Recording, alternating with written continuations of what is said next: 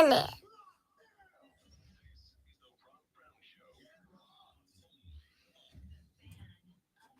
Good morning.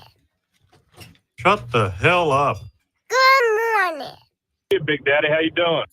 Good morning. Shut the hell up. Alarm. Okay. All right. And a good time was had by all. Well, a good time was had by me. Yeah, no, we could tell. Good morning, ladies and gentlemen. Welcome in.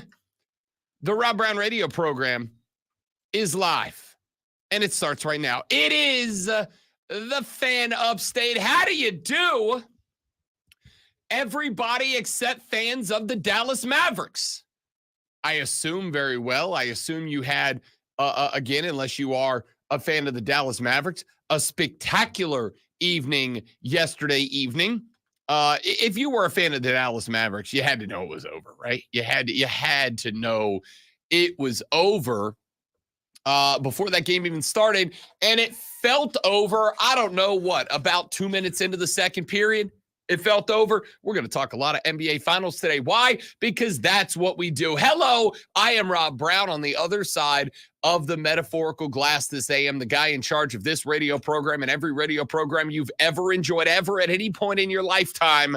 The great one, Lonzo, is here. Hello, Zoe. These are going to hurt you, sir. I don't know why you're mad at me. I didn't do it.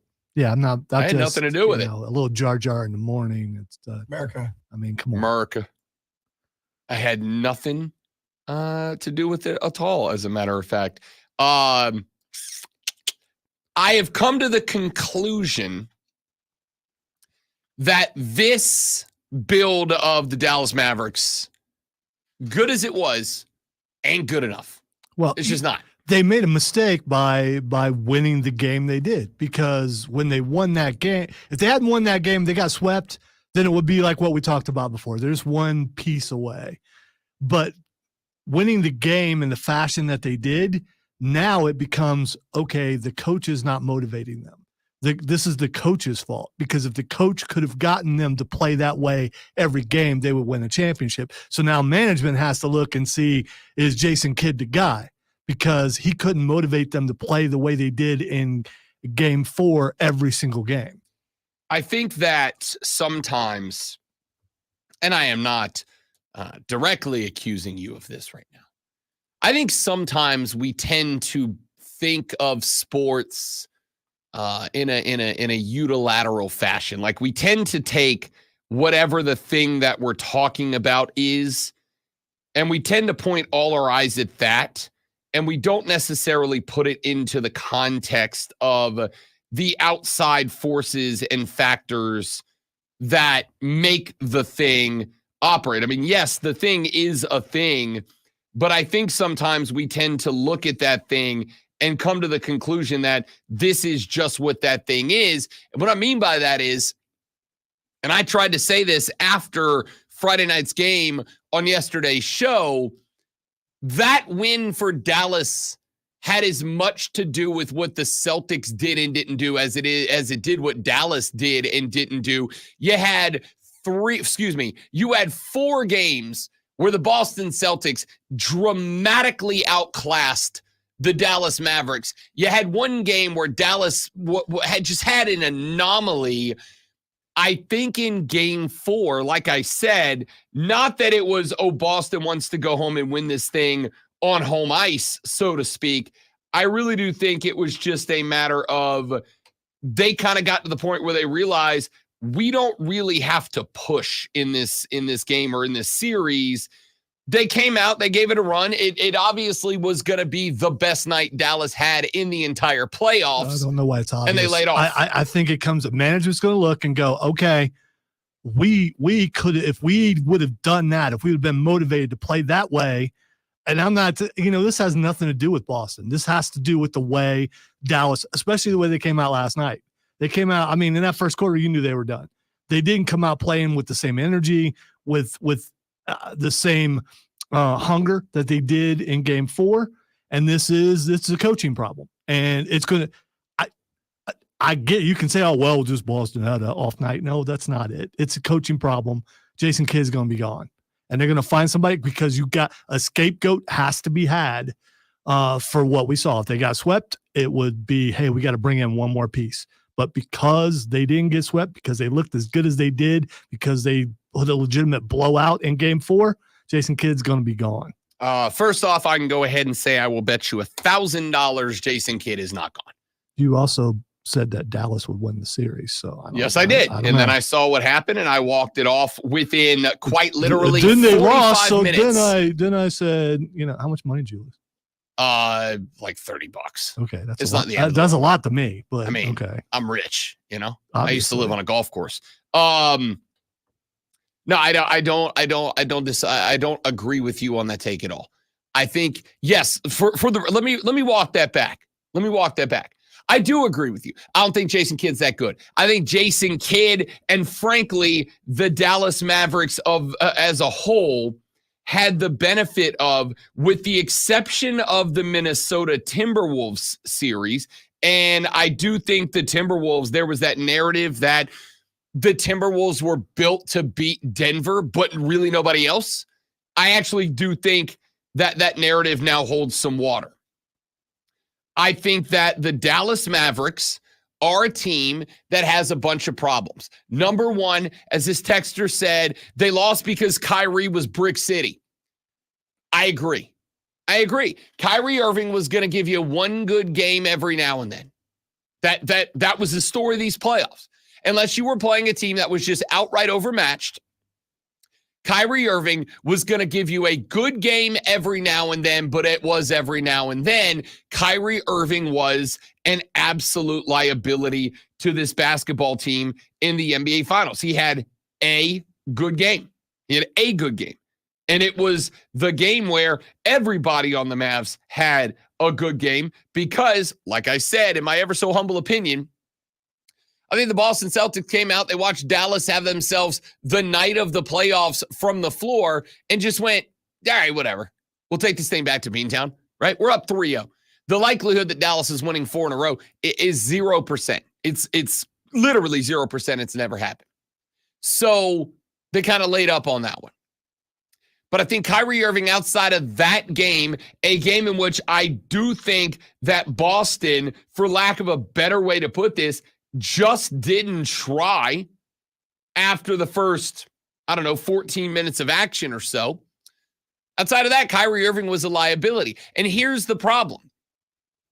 The problem is that they tried to pair a scorer who wasn't scoring alongside Luka Doncic.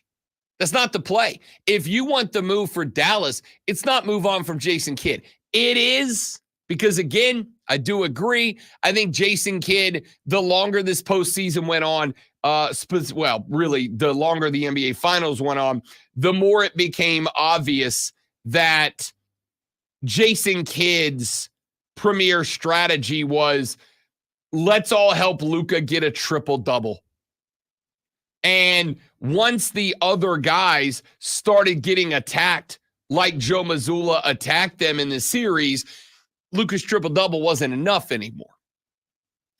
So I think the problem you have is you built this team around Luka Doncic, and the primary piece that you gave him to partner up with him was a bucket scorer in Kyrie Irving, who was not scoring buckets in this series.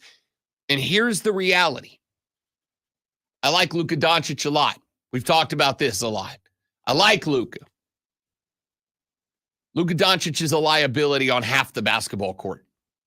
Luka Doncic led the NBA postseason in points, rebounds, assists, and steals. That's as good as you can ask. But outside of picking off a couple of passes at the pickup spot at half court, Luka Doncic was a defensive liability in this game. Second thing, and this is where I start to feel borderline inappropriate with this breakdown, but it is what it is, and I got to run with it. Luka Doncic he's going to have to hit the gym, dude. He's going to have to hit the gym. He's going to have to bulk up a little bit. He's going to have, not bulk up, but muscle up. He's going to have to muscle up a little bit. See, Nikola Jokic Nikola Jokic can kind of get away with being a little bit doughy, but it's because he's 7 feet tall, and you can't teach that, and because he's thick as hell. And when you're 7 feet tall and thick as hell, there's no power forwards pushing you around. None. Nobody could get up under that guy and move him. Luka Doncic is not 7 feet tall, and you can't teach him how to be. So I saw a number of times, specifically last night, a number of times where Boston, whether it was Drew Holiday or Jaylen Brown or whoever else, they were just muscling Luka off his line. And when they started to muscle Luka off his line, the Mavs offense didn't know what to do about it. Luka's got to hit the gym, because this iteration of the Mavericks, as fun as they were, and they were fun, as interesting as they were, and they were interesting, as, I don't know, aggressive as they were in certain spots, and they were aggressive in certain spots, as whatever you want to call these Dallas Mavericks, as these Dallas Mavericks were this year. The reality is this team is not good enough to win an NBA Finals. It's not. It's not. And I heard somebody say last night, I wish I could remember who it was because I give them credit. But I heard somebody say last night, you know, we spent all this time talking about the fact that the Boston Celtics had the easiest path to an NBA Finals maybe ever. And the answer is they really did. They really did. You didn't have Jimmy Buckets in series number 1. Made that a wash. They lost, oh God, who was it in round 2? Dame Lillard. Nope. Spider Mitchell, Donovan Mitchell in series number 2. Made it easier. Halliburton went down in series number 3. Made it easier. They played 3 of the, with all due respect, lesser NBA playoff teams of recent memory. What word was that? Lesser? No, I don't know. No, I don't believe that. Okay. They played 3 of the lesser quality NBA playoff teams in recent memory. Certainly Cleveland is a 4 seed. And of all 3 teams that they played en route to the NBA Finals, they either outright did not have or lost their easily best player in the series, like early in the series, right? So yes, Boston had an easy path. But I look back at Dallas, and I think they kind of had the same, and maybe we all just kind of missed it. Because I go back and I look at the Clippers. The Clippers were fine.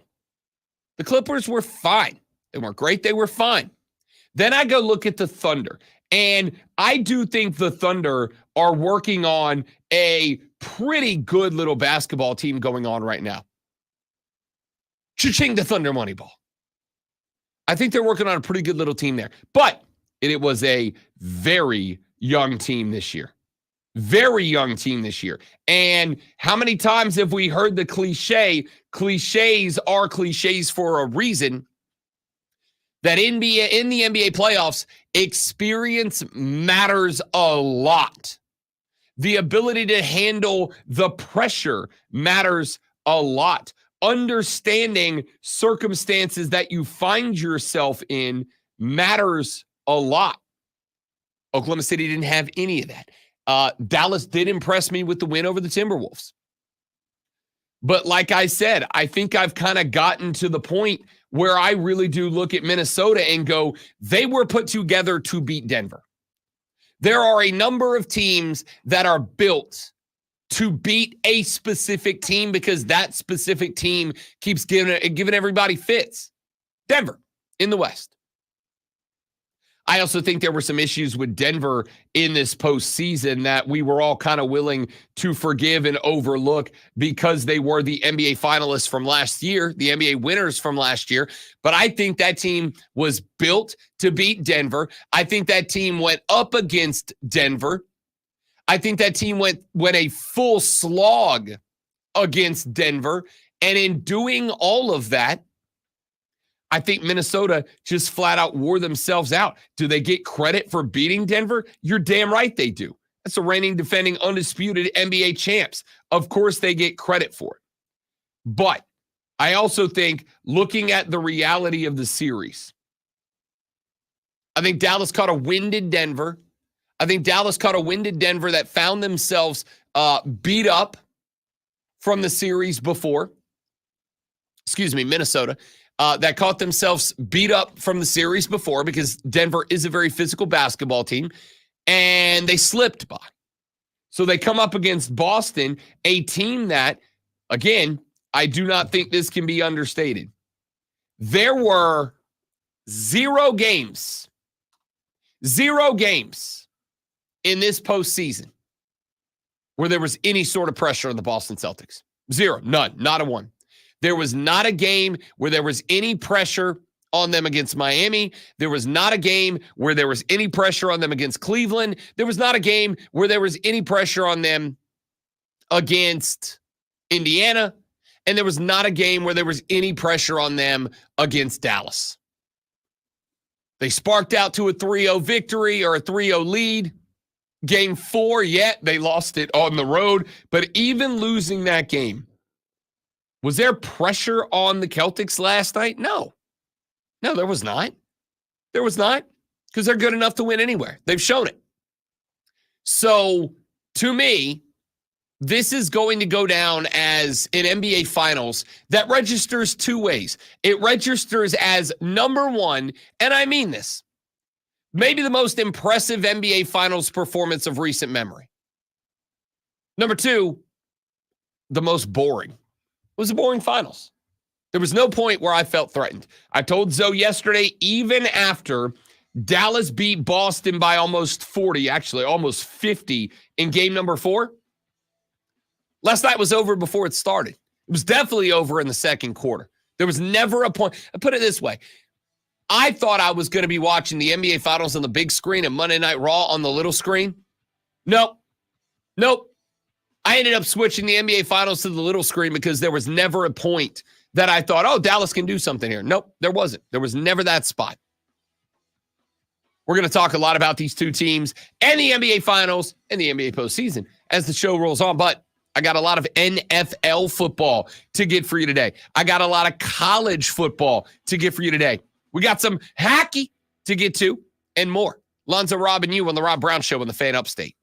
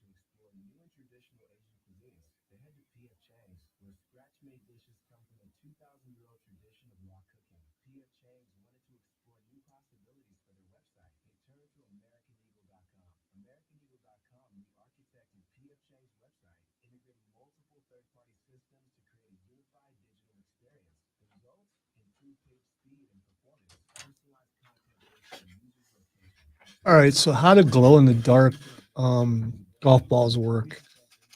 I I think they just make glow-in-the-dark paint. I assume they just paint them with Yeah, but it's all different colors. Maybe the camera is making them light up. You saw the Bryson DeChambeau drunk hitting golf balls, right? He was on McAfee yesterday. Yeah, I saw. He said, I'm still a little sloppy.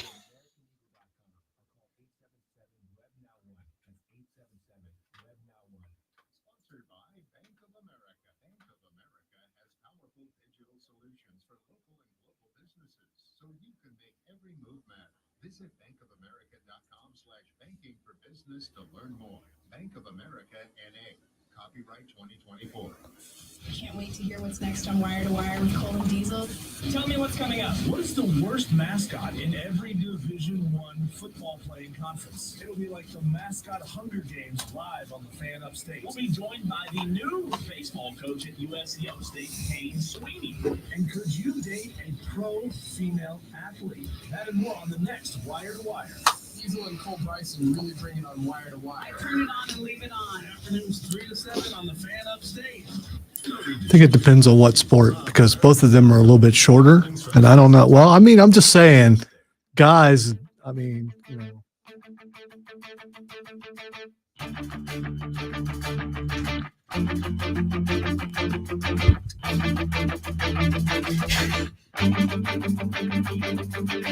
Sorry, I just started picturing Cole Bryson dating a WNBA player, and it was the funniest thing. In my head. Exactly. I Yeah. mean, you know, if you can, you know, I just have saw to stand on a box at some points of the night. Cole walking in with Cam Brink into a WNBA game with her towering over him, you know. A lot of head patting. Image of Diesel walking around with an Olympic gymnast No. trying to do his best to be a civilized person, you know. Well, who wouldn't want to do that? But no, he'd be hanging out with an MMA girl. Oh, for sure. But that's not funny in my head. Okay, You know? all right. Cole getting head taps from Cam Brink it's is the funniest thing I've thought of so far this morning. Well, you thought of and Yes. put it in my head. Oh yeah, it was me. Yeah. I'll take credit for that. Let me let's get into some stuff here. We got a lot. We're going to talk about the NBA Finals throughout the show today. Luka Doncic. I'd like to talk about some of the individual players from this series. Let me start with this. I'm actually going to circle back around to Luka Doncic. I think the NBA might have a problem. And I think that problem may be the Boston Celtics because this team's coming back next year. Same team's running it back next year. Jason Tatum had a remarkably, unimpressive postseason. A team can be built to beat the Celtics. I don't disagree. Here's the problem. It's the Minnesota Timberwolves. Not that they're in the East. I mean, the philosophy of if you build a team to beat a team, you're going to get beat by other teams. And the problem is the Celtics, number one, are built to beat everybody. They are. And I think this was brought to light as the postseason rolled on. The Boston Celtics are, and this was, remember, go back. Yes, I did say Mavericks in 6 or 7. But I would also like to point out that I said if the Boston Celtics are going to win this series, they will win this series for one reason and one reason alone. Do you remember what it was? Don't worry, I'll tell you. It was because the Boston Celtics might be the deepest team in the NBA. Not only are they the deepest team in the NBA, but due to some fortuitous forethought from the Boston Celtics, they are the deepest team in the NBA, and they are led by a couple of genuine superstars in Jason Tatum and Jaylen Brown. Jaylen Brown won the Finals MVP for a reason. Jason Tatum had some spots where folks started looking and going, where's the offense from Agent Zero? Where's the offense from number 0? Where's the offense from Jay Haytay? And the answer is it's everywhere except on the points category. It's everywhere except in the points column. The offense was in the assist. The offense was in the rebounds. The offense was in the distraction. This is something that's happened a couple of times in the NBA Finals. When the Warriors won the NBA Finals in, oh gosh, what year was it? Now I got her 2016. Let's see. Steph won it in 2022. KD won it in 17 and 18. Andre Iguodala, 2015. That's what I'm thinking of. It's a long time ago. But if you go back to 2015, Andre Iguodala won the NBA MVP for the finals. No one watching that series has any thought that Andre Iguodala was the best player on the floor or even the most important. But if you go back and you look at that 2015 season and that 2015 finals, the reason Andre Iguodala won that finals was because Steph Curry was getting double teamed when he didn't have the basketball. Steph Curry had guys closing him out the minute he thought about the basketball. Guys were up in the grill of Steph Curry. And what it was doing was opening up the floor for other guys. And in that season in 2015, Andre Iguodala happened to be the guy that was knocking down the shots when he was getting them wide open time after time after time after time after time. Because the thought there was that if you're going to beat us, you're going to have somebody beat us that's not Steph Curry. But Steph Curry, if you gave him a second, that was the finals over the Cavs. If you gave Steph Curry even a step in 2015, he was going to beat you, either off the dribble. Yeah, but you also gave him Kevin Durant. That's why. You did. I'm not disagreeing. But Steph Curry was getting locked down in that NBA Finals. Was getting locked down in that NBA Finals. And because he was getting locked down in that NBA Finals, and because the second thought there was to get away from Steph Curry, they started having to go find other guys. They started to they had to find other guys because it was lockdown Steph Curry. In fact, just because I'm curious, let's go look at the final game of that series, Game 6. Game 6 of that series, Steph Curry had 25. Andre Iguodala had 25. Andre Iguodala had 20 shots. By the way, just because my head was spinning, Durant wasn't on that team yet in 2015. That team, unless he just wasn't playing, but I don't think he was, that team was Curry, Draymond, Iguodala, Harrison Barnes, Klay Thompson. They had Livingston, Barbosa, Ezeli, Lee, Bogut, McAdoo, Rush, and Spites on the bench. So in that series, the thought was, we ain't worried about Draymond. No one's ever been worried about offensive Draymond. Then Cleveland won one. Then they won one. Was that what it was? No, I got to go back and look because my 2015 was Golden State. Then it was Cleveland. LeBron won the MVP. Then Golden State went back-to-back in 17 and 18. Kevin Durant won the NBA MVP, the Finals MVP, both of those seasons. The year after that was Kawhi and the Raptors. The year after that was the bubble with LeBron and the Lakers. So in that series, the thought was lock down Steph Curry. The thought was if somebody's going to beat us, it's going to have to be somebody else. We're not worried about Klay Thompson. He had 5 points in that last game.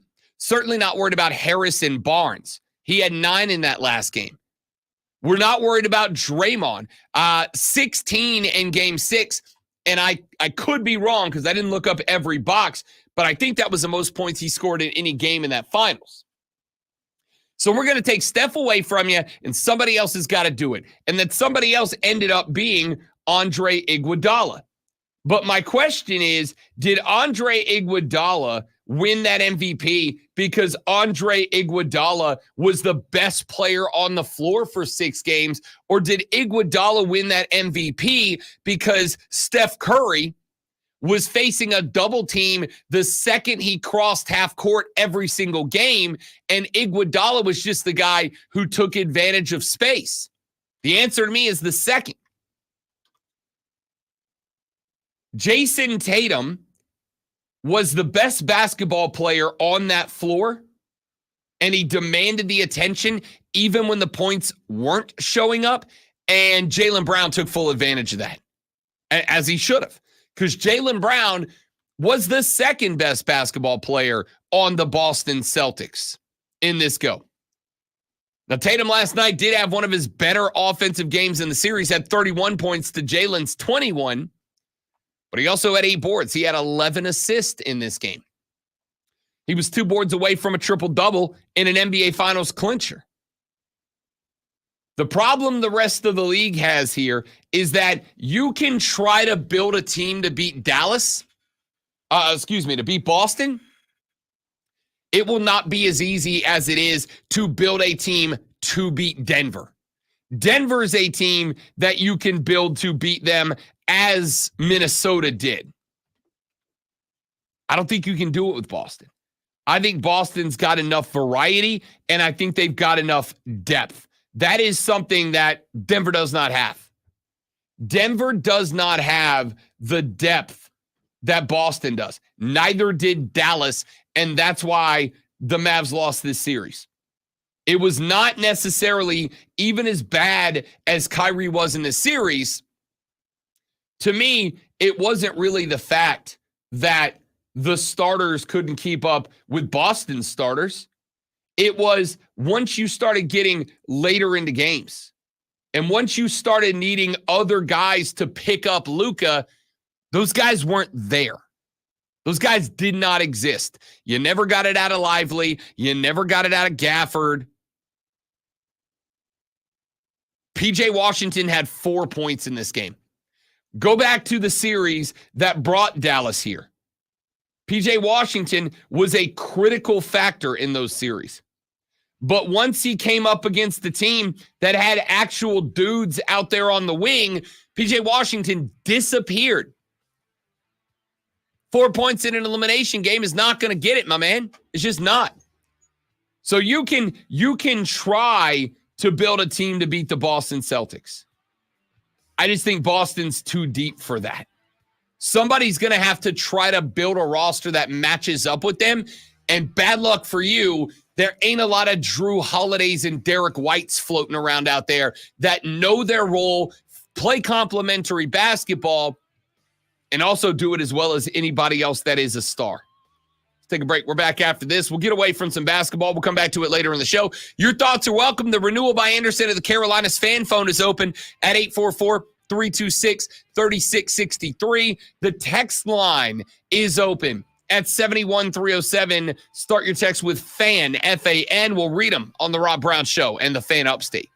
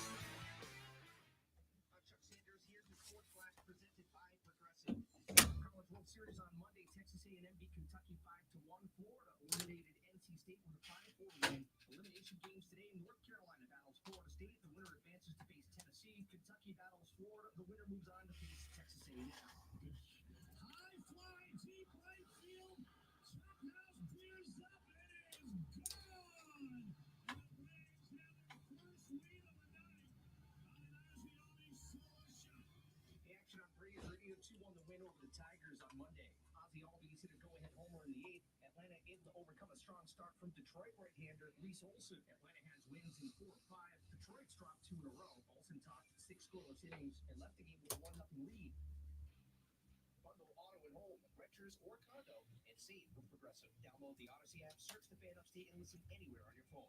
I'm Chuck Sanders, that's the Sports Flash from the Fan Upstate. Up to the minute upstate traffic. The Cordell and Cordell construction cam shows movement southbound 85 between 45 White Horse and I-185. They are scheduled to pick this up at 7 o'clock. Right now, 2 lanes are closed and traffic is about 2 miles. Northbound 85 between mile markers 45 and 47 has the right lane closed. It should be going away any minute. From the News Talk 98.9 WORD Traffic Center, I'm Bill Brooks on the Fan Upstate. Getting quality employees The Fan in a position Upstate. in the company is essential, but finding those people can be a major hassle unless you use ZipRecruiter. Kyrie was just not good enough. Yup. Tony Parker's another good one. I should have thought about that one. Tony Parker's another good one, Chris.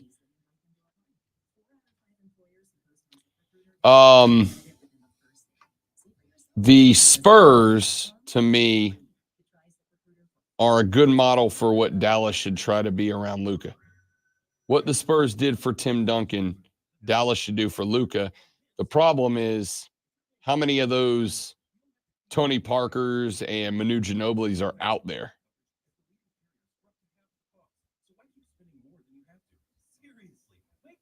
Also, I loved Manu Ginobili. The commercial with he and Tony Parker was great. Yep. I don't even remember what it was for. I think it was like a phone company or something. But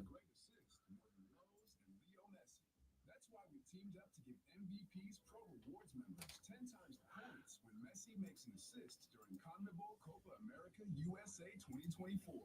Activate this offer starting June 20th. So when Messi assists, you score. Shop the day after an assist to earn those extra points. Not an MVP's Pro Rewards member? Join today.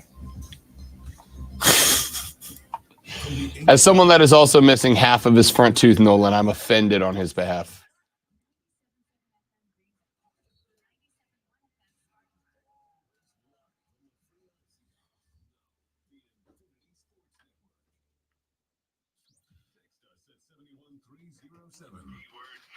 This is the Rob Brown Show with Lonzo.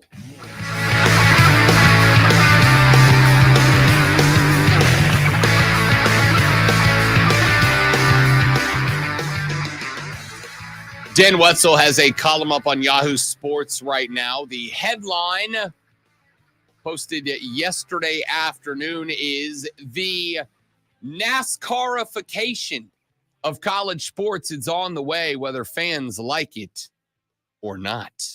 Bump, bump. Oh, wait. Oh, I don't have my thing open. I don't have my sounder open yet. That was a perfect bump, bump, bump spot. And I blew it. That's on me. You have my most sincere and entire apologies for that failure as a host. I will get it corrected. There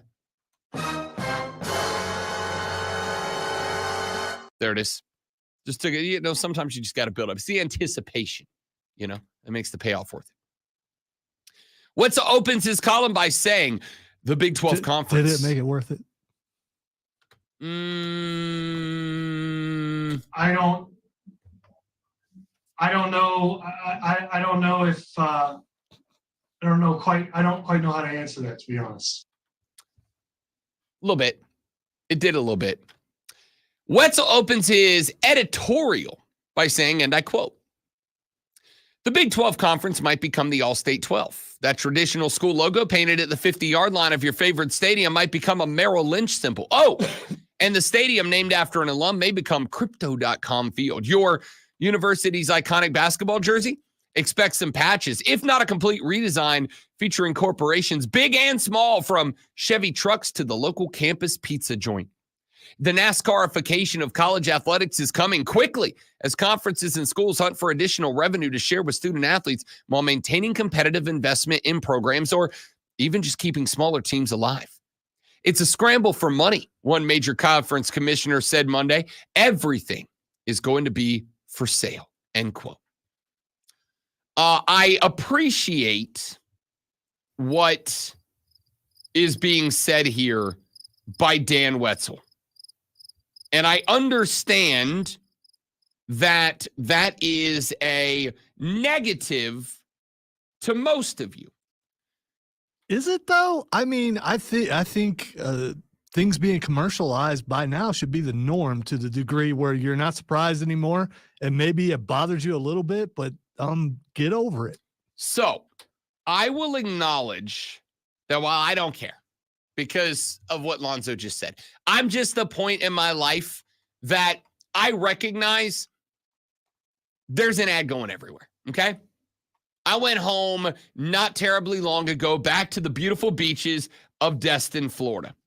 Some of y'all know about Destin, Florida. It has become, over the last decade or so, one of the most traveled to continental United States beaches in America.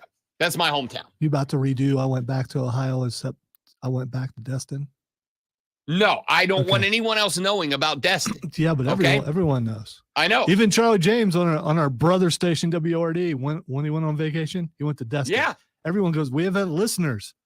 That's where they go. Yeah, it's one of the greatest places on earth. I love Destin, Florida. That is where I grew up. Okay.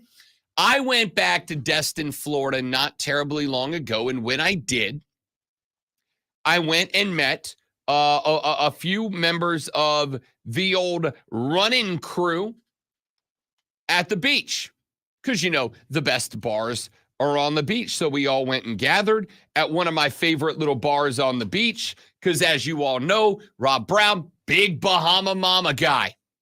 So I went to go meet the fellas. Let's talk about the drink, not. You don't know me. I don't. You don't know me. I don't. But went to go meet at one of my old favorite spots, a little bar called the Whale's Tail, to get me a Bahama Mama out on the beach. And I did. And as I sat there sipping that wonderful tropical concoction and looking out at the sugar white sands and the emerald green water, a boat came into view a few 100, 200, 300 yards off to my right. And as the boat got closer and closer, I thought to myself, this is very interesting. It appears to be a large fishing vessel of some type. Now, you're not supposed to fish that close to the beach because of the whole there being people there thing. And it just kept getting close. But it was going real slow. And not even like dragging nets slow, because we don't really drag nets around Destin. That's not how you fish the Gulf of Mexico. And as it got closer, I came to the realization that this was a retrofitted boat. It was an old big-time fishing boat, like one of those ones you saw in, what was that George Clooney movie, Perfect Storm? Was that the one? It was like one of those kind of boats. George Clooney, I don't, after Batman, forget him.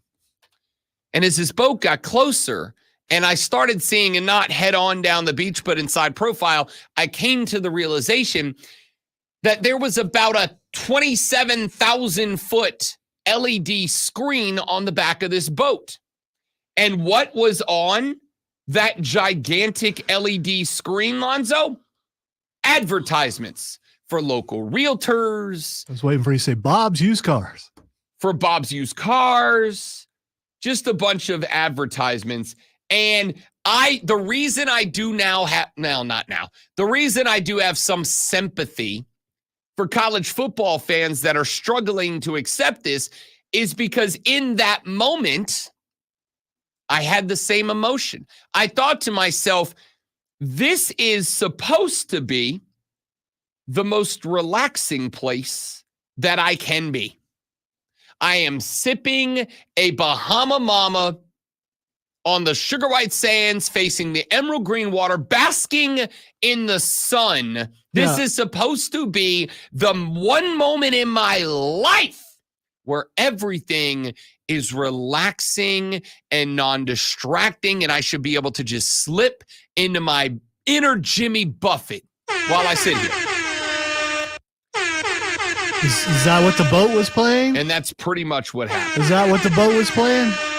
Pretty much. Or did the boat just have no sound? It was just a boat floating out in the ocean that you didn't have to look at. There was no sound, but you could not look at it because it was a big ass fishing boat. I'm not talking about like a little 3-man trawler. I mean, it was a big old fishing boat that required like a crew of 6 or 7 with a screen on the back. Have you been to I'm trying to think of like you know what it was? It was a stadium jumbotron on a boat. Okay? Okay. So it's not like I could go, I'm going to look over there until it gets here. And then when it goes over there, I'm going to look over there because it's the beach. All right. You could like turned around and turned your back to the ocean and enjoyed your drink and talked to your buddies and all that Guys, stuff. go to the beach and then look back at the highway. That's how we do it. I'm at the beach to enjoy the beach. I appreciate Lonzo's desire to play the role of the other side of this argument. I'm just saying it didn't hurt you, and I get what you're saying, but you didn't have to look. I know you said I can go an entire show without looking at you. I'm not looking at you now. So I mean, you could just. I mean, if you're enjoying the company that you're at, you're enjoying the sand in your toes. No. See, because here's the other thing. Look at the boat. If I go to the beach, I go to the beach for the beach. All right, it's wonderful if I'm with people that I know and that I love, but I am at the beach to sit and lose myself in the waves. You're not a water guy, at least not to the level I am. You wouldn't get it. All right. I'm going to be a beach elitist here. I mean, just because you were born on the beach doesn't mean that I don't feel the call of the ocean when I get near it, when I smell it. Because I think I appreciate the ocean more than you do. No, you because I didn't see it for 30-something years of my life, and then I finally saw it. And this is what happens to all people from Ohio or Michigan. They see the ocean and they have to live near it, and so they move south. There's just I can't explain the feeling. I'm looking forward to going back to the beach this year and just sitting on a balcony and reading a book while the ocean is in the distance. And now let's imagine that as you sit there and read your book and enjoy the lovely sights and sound of the ocean, a big old fishing boat trawling across goes by from James Jameson Realtors. And I'm probably going to say, I haven't ate there yet because it's probably going to be advertised in a restaurant on the beach, I'm guessing. And maybe I'll try that out. More than likely, if it doesn't make noise, it's not going to bother me. All right, well, good for you. I'm very jealous of that fact. But I want to sit and enjoy my sand and my water and my drink and just be at one with nature and relax. It for those of you that are mountain folk, imagine that you went on your favorite hike. You go up to the top of Harris Mountain. Maybe you go up to the Blue Ridge, and imagine you spend a lovely day walking up to the top. I'll tell you where I love to go to the top of Devil's Courthouse. It has grown to be one of my favorite places in the area. I like driving up there by myself, getting out of the car by myself, walking to the top of Devil's Courthouse, sitting at the top, looking out at the rest of the Blue Ridge. It is one of the most beautiful places I've ever been on planet Earth. And now imagine that right there in the middle of your favorite trail top, somebody puts a big ass billboard just right in the middle of the nature. I don't know where that is, but the fact that you want to go there alone does not surprise me. It's a beautiful place. All right. It's a wonderful place up on the Blue Ridge. It's like an hour and 10 minutes north of my house. And I will drive there solo because it is one of the most peaceful places I have ever been on the planet. I love it. No, imagine nobody else wants to go to the mountains to commune with the devil.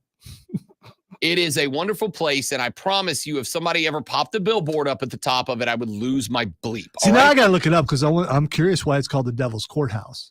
I don't know. I don't care. It's an amazing place. So, all of that being said, I absolutely have sympathy for college football folk who are a little bit bummed out by the fact that a place that is supposed to be your Serenity Now moment. Saturday morning, 11 a.m., you turn on the television, you watch your game day, you get through all their stuff, and then it's kickoff. And when the ball gets kicked off, when toe meets leather, you are supposed to be able to put the care and concerns and considerations of the world away for a few minutes and not have to worry about your insurance rates or your phone bill going up or your streaming going down or yada, yada, yada. I want to, as every human does, just get lost in the moment, get lost in the environment, get lost and the surroundings and these advertisements, as they always are, kind of detract from that a little bit, right? So I have sympathy and I get it, but it doesn't matter anymore. Doesn't matter anymore. By the way, Devil's Courthouse in Cherokee lore, this cave is the private dancing chamber and dwelling place of the slant-eyed giant Judicula. Sweet. I haven't seen him yet. Been there a lot. I'm surprised you haven't. Haven't bumped into him Would yet. you dance with Judicula? Would you dance with the devil in the pale moonlight? Joker. Jack Nicholson.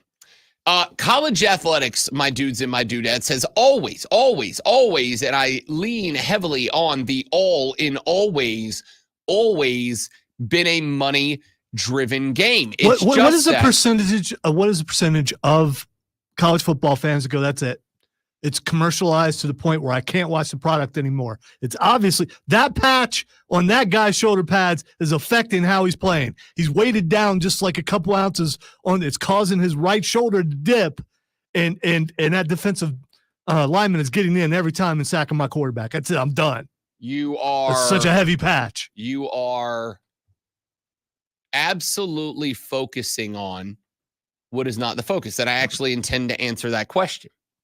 Because I don't think anybody is going to say, oh, the ads are changing the game. The ads will not change the game. That was a point. Rob. But I was much being like, sarcastic. I know you were, much like the boat going across my field of vision at the beach, does it change the sand? No. Does it change the water? No. Does it change the nature? No. Does it change the sights or the sounds and the smell?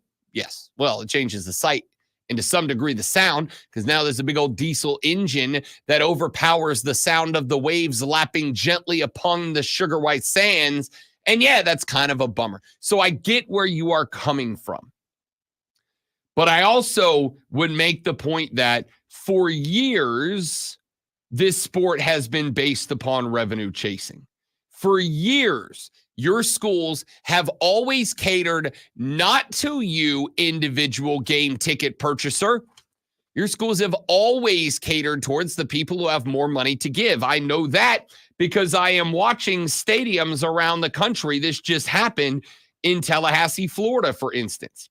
Florida State just took out a few thousand regular single ticket seat games from Doak Campbell Stadium.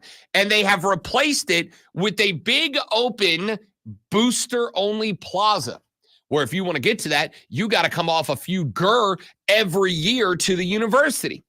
And in doing so, they have decreased the number of people who can come to a game.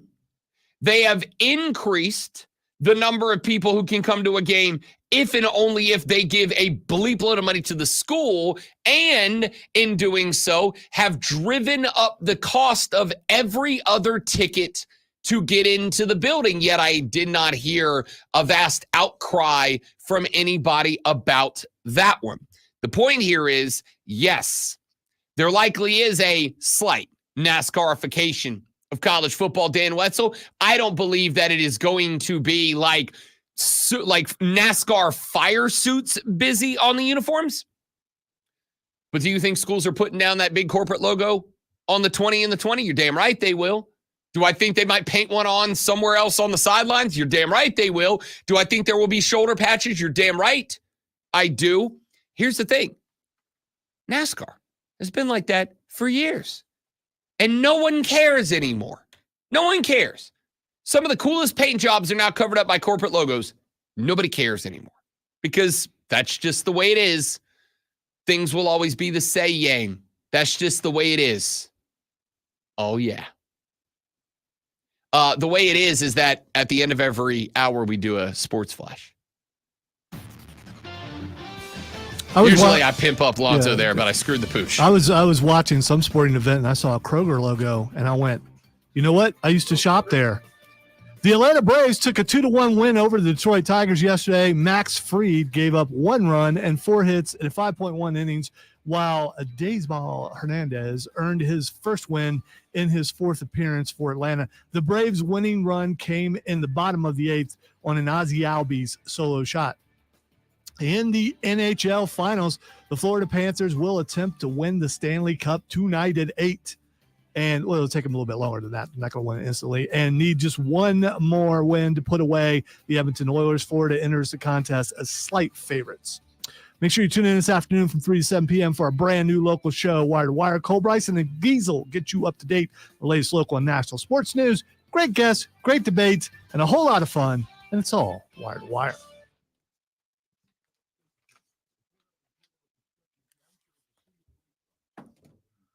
Where's the jam cam? Roger? It's not Roger. Sorry, Billy. Just remind me of Roger, that's why. Have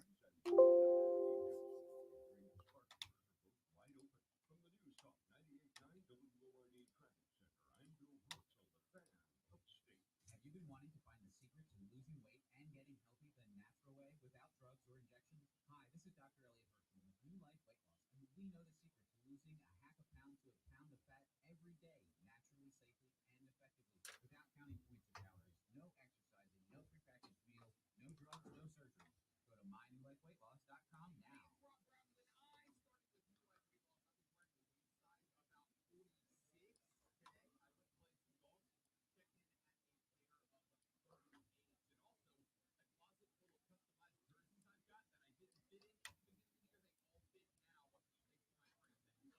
Many patients lose 20 to 30 pounds in about a month or two. That's up to a pound per day. For your free consultation, call 864-719-2550 or go to mynewlifeweightloss.com. Yes, they are, Yates. 18th time. Best team in the league. It was not a question. The best team won this year.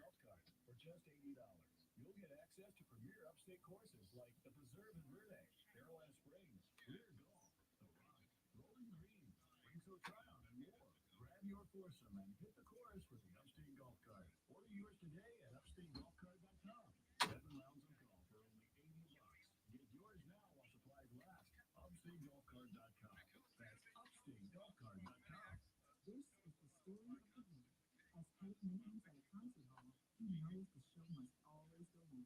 That's why he works behind the scenes, ensuring every light is working, the HVAC is humming, and his facility shines. With Ranger supplies and solutions for every challenge he faces, plus 24/7 customer support, his venue never misses a beat. Call quitranger.com or just stop by. Ranger, for the ones who get it done. Look around. You can buy cars like these on AutoTrader, like that car right in your tail. Or your tailgate right now. All those cars doubling as kitchens and living rooms on AutoTrader too. Are you working out and listening to the track at the same time? Well, multitasking pro, cars like the ones in the gym parking lot are for sale on AutoTrader. New cars, used cars, electric cars, maybe even flying cars. Okay, no flying cars, but as soon as they get invented, they'll be on AutoTrader. Just you wait. AutoTrader. Take control of your listening experience with Rewind on the Odyssey app. Missed jaw-dropping moments? No worries. Odyssey app makes it easy. With Rewind, you can relive big moments from Rob Brown, Jim Rome, and Wire to Wire with Cole Bryson and Diesel. just hit Rewind with the Odyssey app on the Fan Upstate.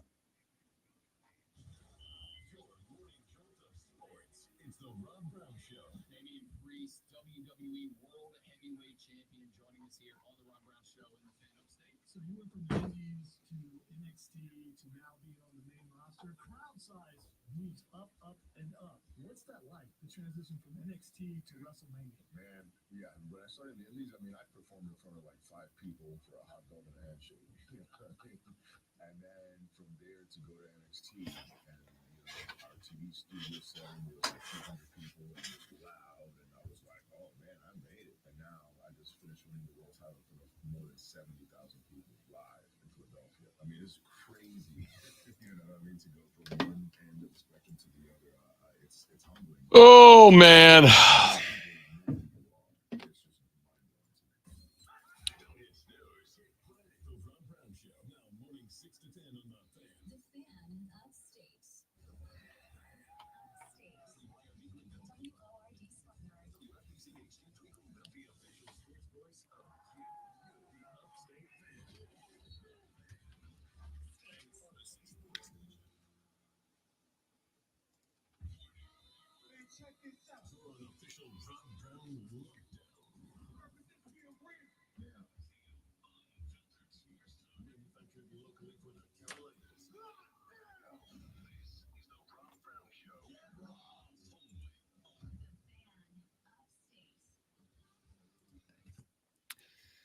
Hour number 2 of the Rob Brown radio program is underway. Welcome back, ladies and gentlemen. It is the Fan Upstate Spectacular to have you along with us. Us being, of course, myself, Rob Brown, on the other side of the metaphorical glass.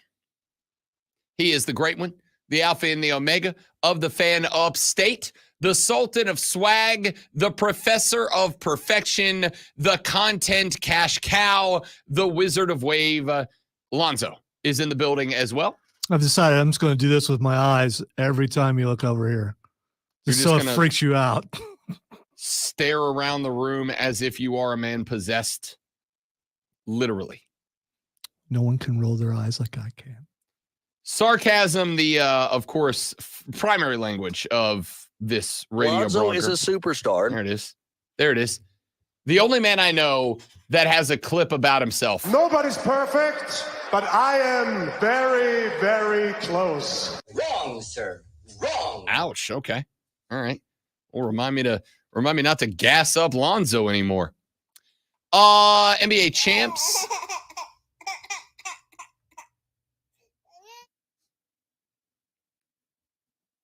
Man, you're slow. You're slow on the trigger. I mean, come on.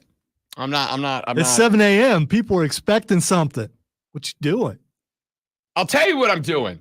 Winning. See, that's how you just like. What I am doing is what we do every morning at 7:02 in the AM portion of the day. When folks are on their way to the office. When folks are getting ready to get logged in for the 8 to 5. When folks are getting ready to grind and make them dollar bills, y'all, we get you set up so that you know what you're going to talk about and how you're going to talk about it in the land of sports. We tell you the top 3 sports stories every morning at this time when we do what we're doing now, the water cooler cheat sheet. Are you ready for the playbook of the peculiar, the almanac of the absurd, and the encyclopedia of the extraordinary? Well, you better be, because we're diving headfirst into the 3 top stories that will have your coworkers saying, whatever. Even before they take their first bathroom break. No. Here we go. Welcome to the water cooler cheat sheet on the Fan Upstate. It is the water cooler cheat sheet, the top 3 sports stories that you need to know before you get to the office and start talking sports this lovely, lovely upstate Tuesday morning. When you do, these will be the things that you are talking about. Let us begin with item number 1. Your NBA champions for the 2023-2024 season are the Boston Celtics. 106-88 winners last night. They defeat the Dallas Mavericks 4-1 in the NBA Finals. Jason Tatum arrived back on the scene last night, became the 5th player in NBA history with 30, 11, and 8 in an NBA Finals elimination game, had 31 points, 11 assists, and 8 boards on the night. Jaylen Brown, 21 points on 7 of 23 shooting, 2 of 9 from deep. He also pitched in 8 rebounds and 6 assists.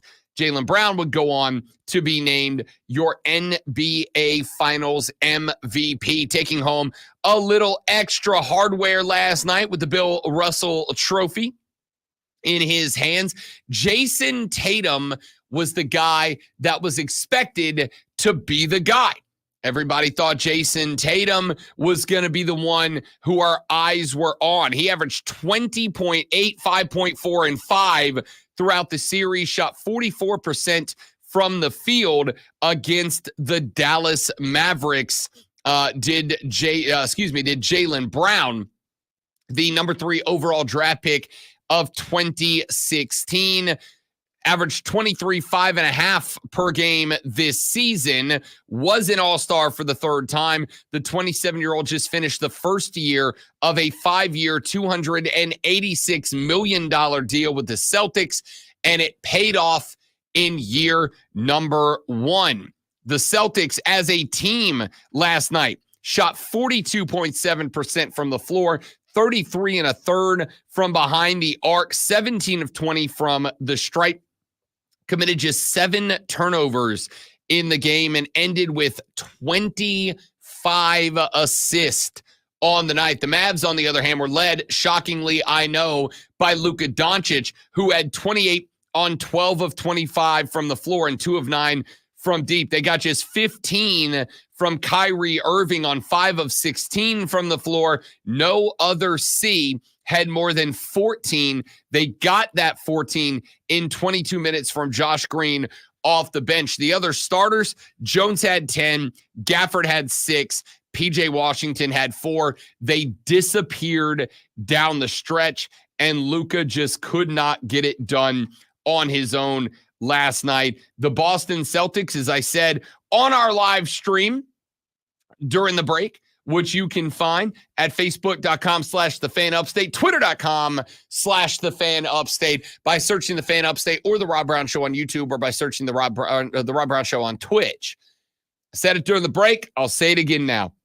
This is a year in which the best team very clearly became your champions. The Boston Celtics have built something very special in this team. There have been a lot of good teams that have won titles. It is not always the best team that wins the NBA championship. It is sometimes the best team, but not a special team that won the Boston Celtics, that won the NBA title. The Boston Celtics were that team this year. There was something special about this team. I think this team put together a starting 5 that had exceptional chemistry, and I think they showed that throughout the postseason. I do think the Celtics had the easiest path that any champion has had to an NBA Finals in a very long time, but they never struggled. There was never a point through an easy path to the finals where Boston looked like anything other than the best team in the NBA, and this series proved that. This series proved that. I think this was, I will even include Dallas in this. As somebody who picked Dallas to win this series, I did so out of emotion. I did so out of, I'm tired of doubting this team and looking silly. I shan't again. Instead, I didn't doubt this team, and I looked silly for it.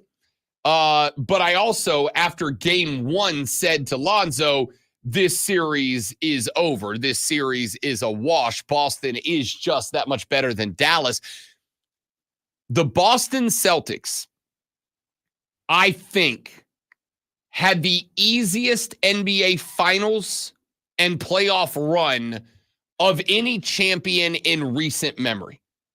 From series number 1 against a Jimmy Butler-less Miami, to series number 2 against the Cleveland Cavaliers team that lost Spida Mitchell, to series number 3 against an outmanned young Pacers team that lost Tyrese Halliburton, to the Dallas Mavericks, a team that, in retrospect, probably was not good enough to be playing for an NBA Finals.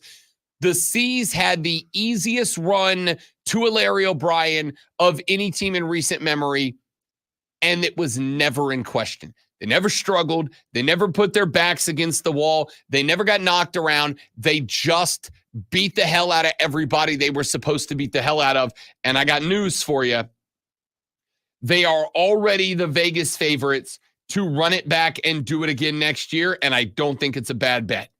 We'll talk more about the NBA Finals as the show progresses. Let us get to item number 2. You may not have heard a lot about it so far, and I think a good part of the reason is because nobody really seems to know what it's going to look like, how it's going to shape up. But there is a multi-billion-dollar lawsuit playing out right now, a class action lawsuit against the National Football League. It is a trial that is expected to last 3 weeks or more. And it is a trial that is set to determine whether the NFL allowed direct TV from 2012 to 2022 to sell NFL broadcasts to out-of-market games at an inflated rate. That is to say, if you were out of the market, you had to pay more money than you did in market, and you had to pay more money than you would have in market because the NFL, by utilizing Sunday Ticket and by only granting rights to Sunday Ticket exclusively to DirecTV, effectively created a world where the NFL and DirecTV were able to basically charge whatever they wanted, basically arguing that this is a antitrust violation. Yesterday, Roger Goodell testified in this case.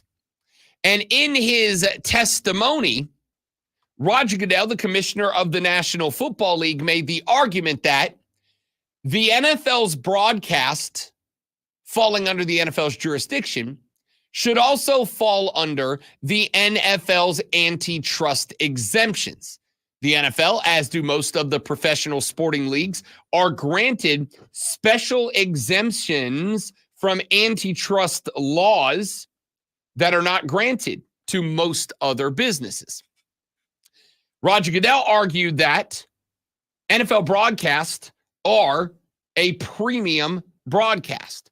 That is to say, much like HBO, for instance, can air House of the Dragon, it is their premium broadcast.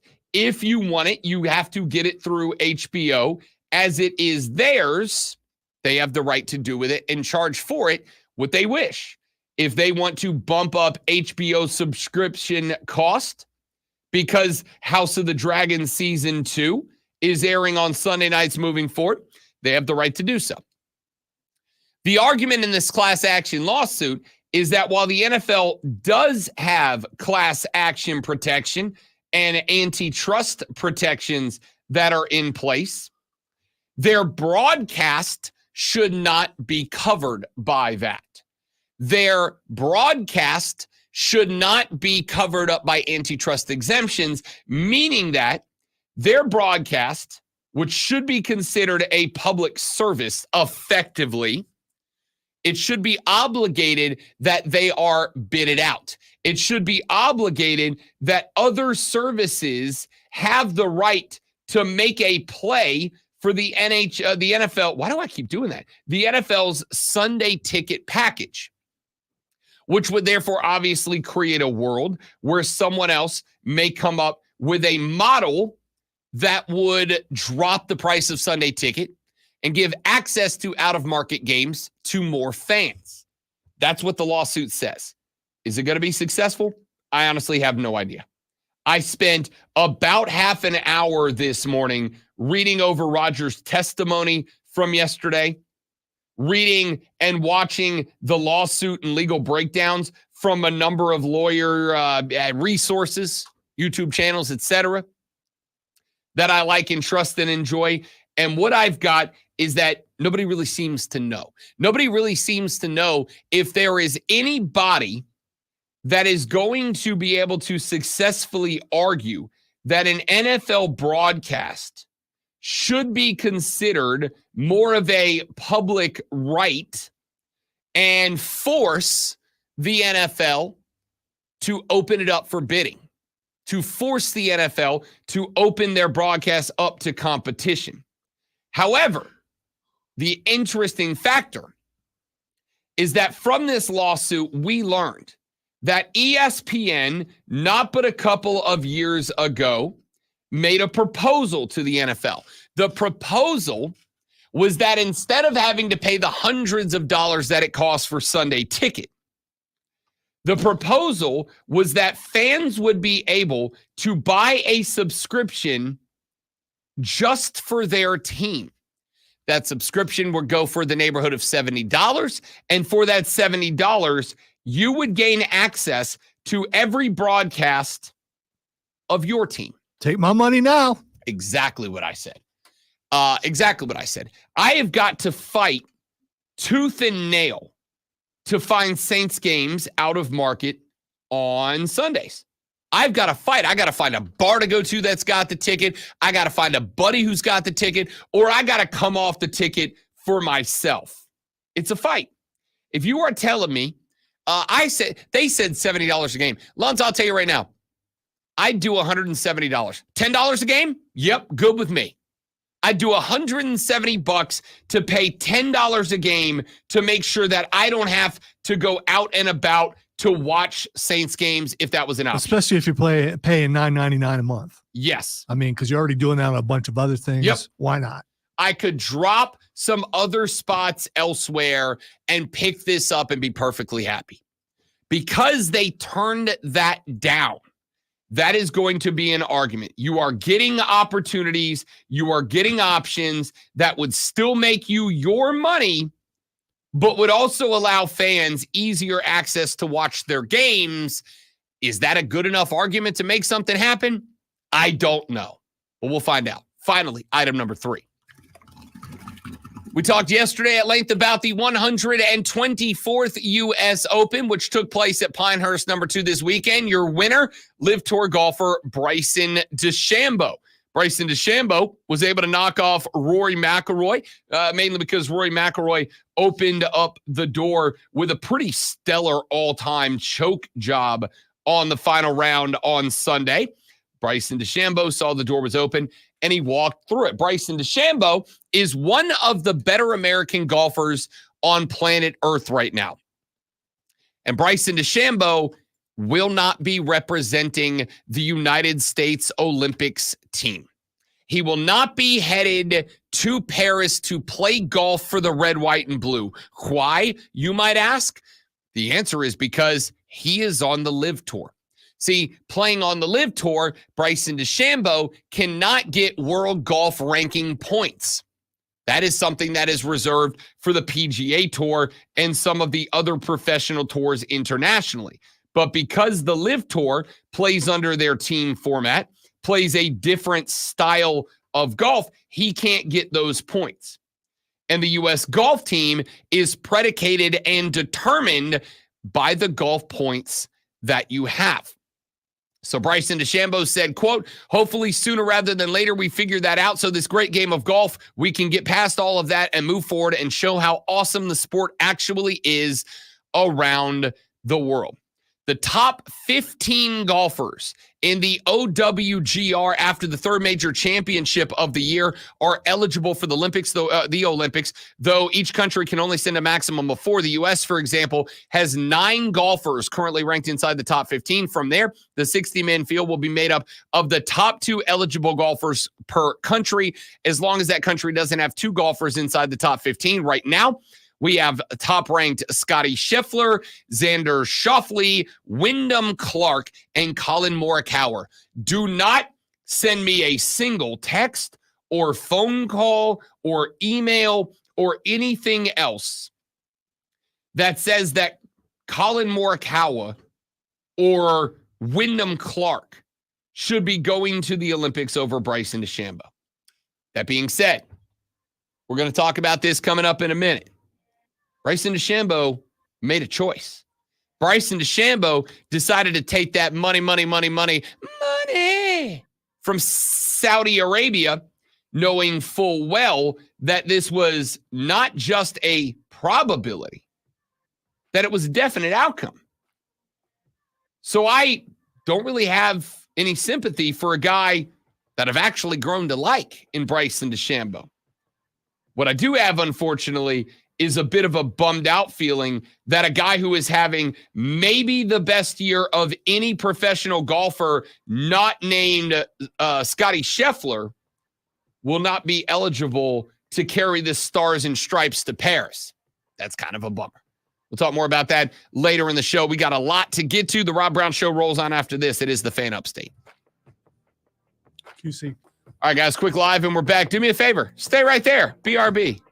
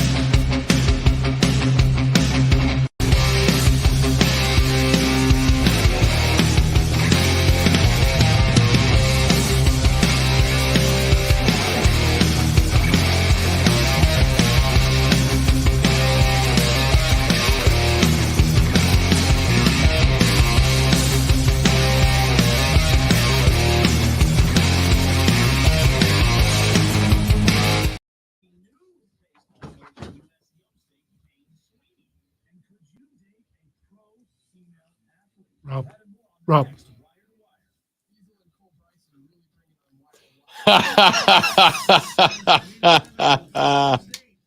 New life in the next break. 10-4.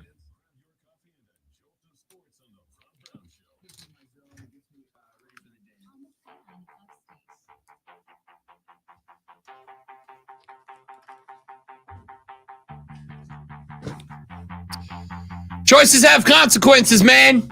Choices have consequences. It is one of the most important lessons that we must learn in this life.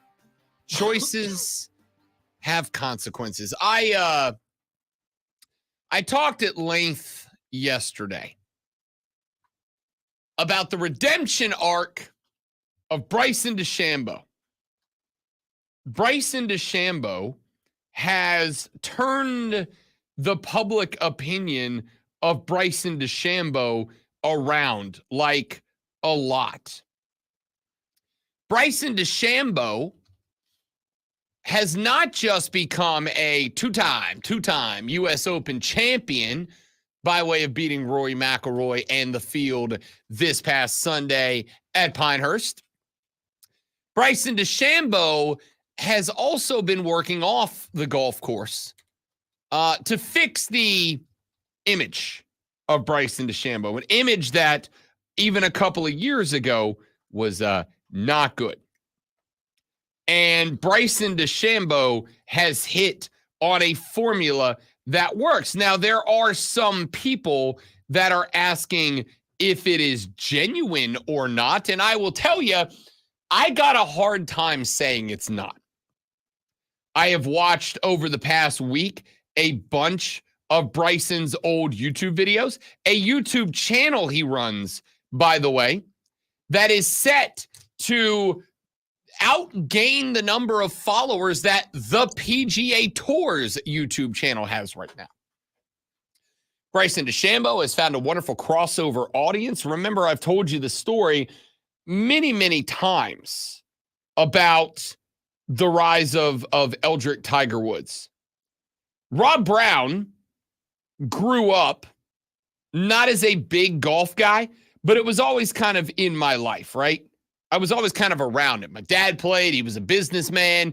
Business gets done on the golf course, yada, yada, yada. I was always kind of around it. And I learned to love golf after high school, really after college, to be honest. I dabbled in it as a kid, never really played it that much. I just kind of, would go out to the range and hit a driver, fun. After college, when the ability to play sports kind of went away, right? Like you can join a rec beer league, but there wasn't really any place for me to go play competitive sports anymore.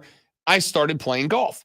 And in my first couple of years in radio, during lunch breaks, I would leave my first radio station. I would drive 2-3 minutes down the road, and I would go to the local muni course, and I would hit golf balls or maybe sneak in 3 holes during a lunch break, whatever the case might be. And during the rise of Eldrick Tiger Woods, from, oh, that guy's good, to, oh, we all want to be him, I watched the demographics of the game shift a little bit. The same muni that I would go to, which was primarily inhabited by older white guys, suddenly saw a bunch of young people out there, suddenly saw a bunch of Black and Asian teenagers and kids out there learning the game. It became cool to play golf.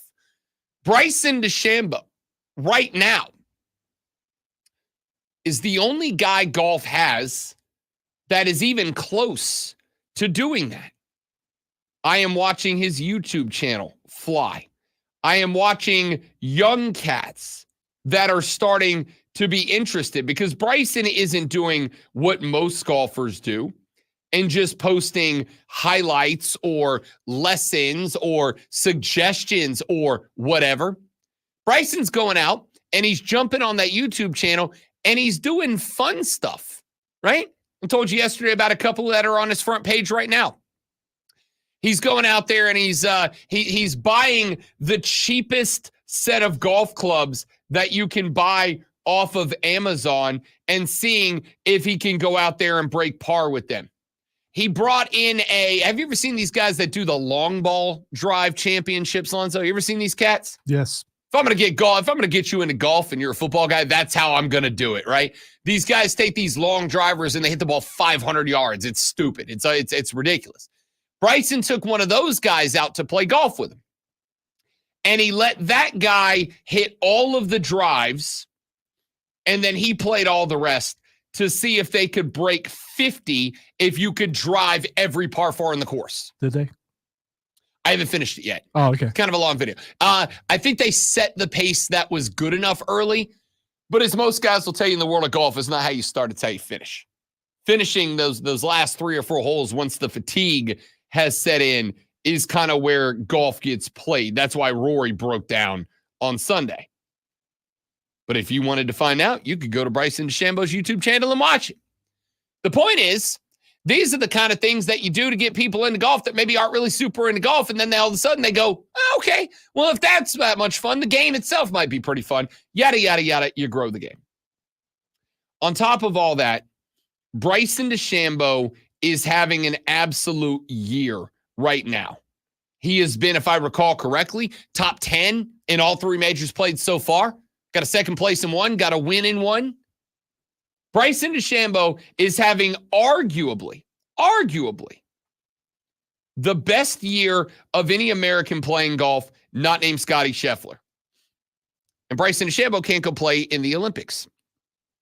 And no one is going to tell me, at least no one that I would take seriously, that Wyndham Clark would be their choice to go represent the United States in the Olympics over Bryson DeChambeau. That would be a very silly thing to say right now. But choices have consequences.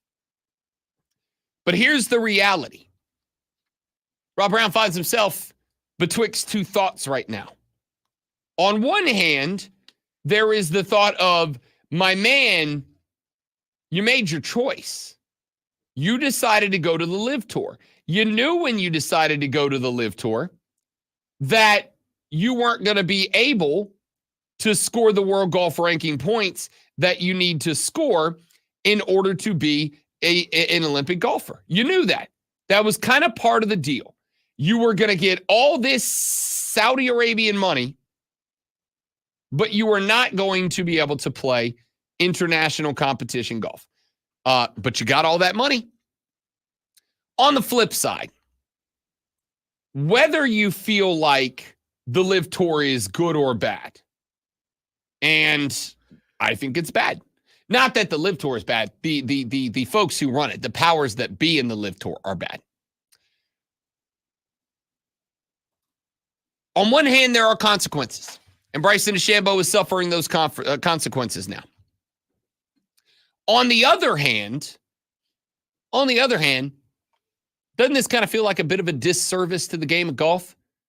Doesn't it kind of feel like when we have a tournament as good as we just had in the U.S. Open at Pinehurst, doesn't it feel like to go from that one weekend, one of the most, in my opinion, compelling and entertaining golf events that we have seen in a while? And part of the reason why was because the LIV guys were there. You had the full field of the best golfers on planet Earth. To go from that spot to a spot where we are now acknowledging that the best players in the world can't all go play on the one stage where the world plays is kind of a bummer to golf. It's kind of a disservice to the fans of golf. And I find myself wanting to. I don't know if I don't know if it's controversial or not. I find myself wanting to hope that a deal gets done and we can put this in the back pocket, because as much as I dislike the Saudis, the reality is they're not going anywhere. And as long as they are handing out 7-figure paychecks to golfers, the golfers aren't going to go anywhere. And if the golfers aren't going to go anywhere, we have 2 options. We find the best way we can to the other side, knowing some people are just never going to accept it, Or we keep with splitting up the golf world into two separate pieces like we're doing now. We have events like the Olympics that suffer and the fans suffer for it. Where do you land on that? 71307 is the text line. Start it with FAN, F-A-N. The renewal by Anderson to the Carolinas fan phone, 844-326-3663. Back after this on the Rob Brown Show in the Fan Upstate. All right, guys, stay right there. Got a live read. We'll be right back. Don't go anywhere.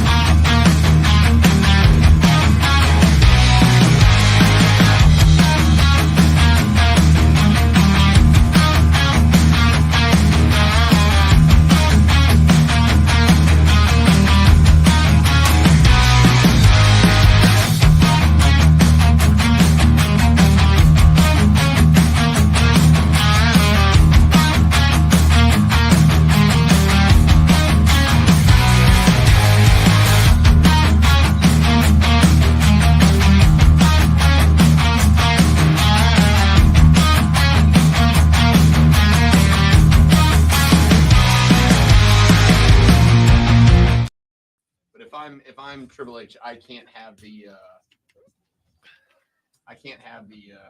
Hardys show up. It's just I can't have Jeff show up. If you're gonna have one, it's Matt.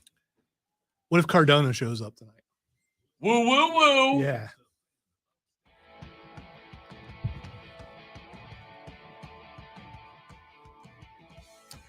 The Rob Brown Show on your radio. It is the Fan Upstate. Welcome back, ladies and gentlemen. Rob Brown, the great one, Lonzo, with you. Be a part of the show, 844-326-3663. That is the number to the renewal by Anderson of the Carolinas fan phone. You can text us 71307. Start your text with FAN, F-A-N, FAN, F-A-N. We will read them on the air. If you've listened to this show for any length of time, you know Rob Brown believes that everything exists on a spectrum, okay? Everything exists on a gradient. And the Boston Celtics in the season they just had, the postseason they just had, the NBA Finals they just had, is also on a spectrum. My question is, on the spectrum of over here, it was expected, the rest of the league wasn't, was whatever, disappointing in the postseason, whatever.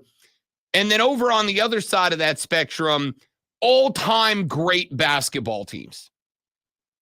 Where do the Boston Celtics go on that spectrum? Because I've heard people making both sides of the argument. I have heard some people saying that this Boston Celtics team got extraordinarily lucky. There was no Jimmy Butler for the Miami Heat.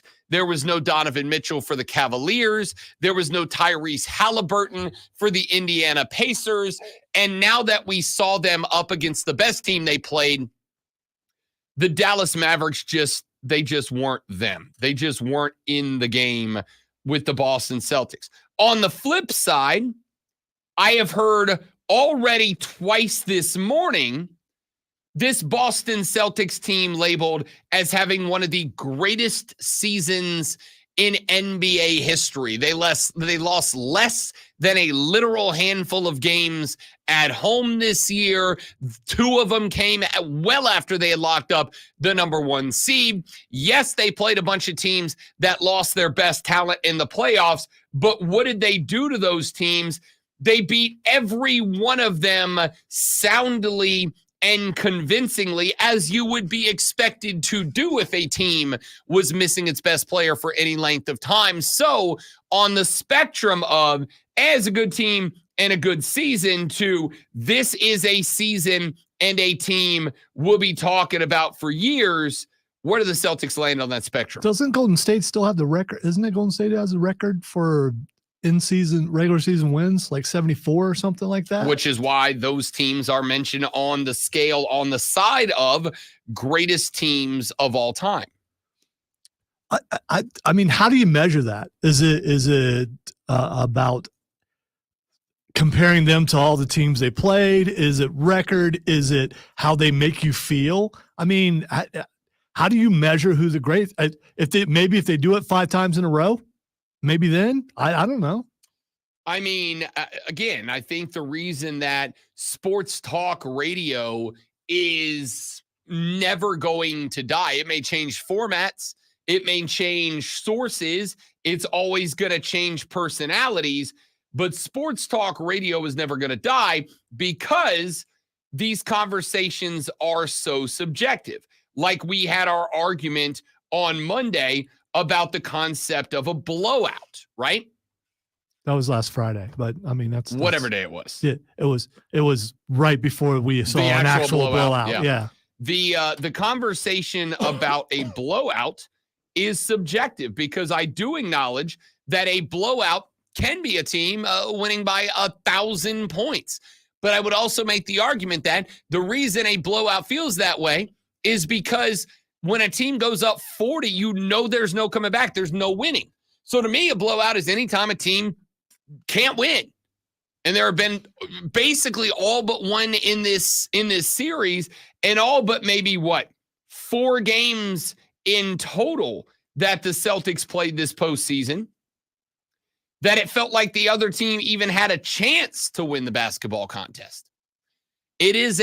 Sports is a land of subjectivity. It is up to you to decide what qualifying factors you place into a conversation like this one. The all-time single season win record is 73, set by the 2015-16 Golden State Warriors. They went 73-9, outpaced the 96 Bulls, who went 72-10. Missed by one. Man, I forget people's names, but I remembered that. That's just so weird. No, you're a numbers guy. You're a big math guy. I do like the numbers. Yeah, big math guy. Big stat nerd over here. Big stat dork over there. To me, the Boston Celtics are going to land on the side of one of the best teams. Yeah, but how do they rank just in Boston Celtics lore? I wouldn't put them as the greatest Boston Celtic team of all time. I don't know that I would either. What I would say, though, is that the Boston Celtics do one thing. The Boston Celtics, to me, prove that the mentality of building a good team, with the emphasis being on the word team, is a good way to win titles in the NBA even today. I hate to say it, but this is the second time I'm going to do this. Golden State showed people how to do it. I would not disagree. They build it from the ground up through the draft with young guys who became seasoned veterans and won championships. I would not disagree. I think the Dubs showed you the process. I want it noted that I hate Golden State. I think the Dubs showed you the process of how to do it with homegrown talent, with guys that you bring up through your system, guys you bring up through your process, and turn into an elite team of guys that stick together for a long time. So when you win with a team like that and suddenly stars emerged, isn't it now a super team? No, I think so. It's only a super team if somebody came in from somewhere else. I think that a super team is a team that you bring in outside superstars to bolster.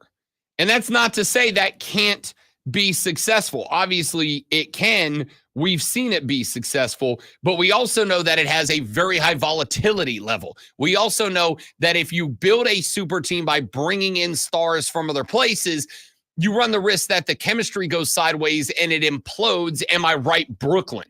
Right? So to me, what Boston did was get themselves some talent, guys like Jaylen Brown, who just won the NBA Finals MVP. They also went out and they figured out we don't need to bring in, and I'm going to air quote, superstars.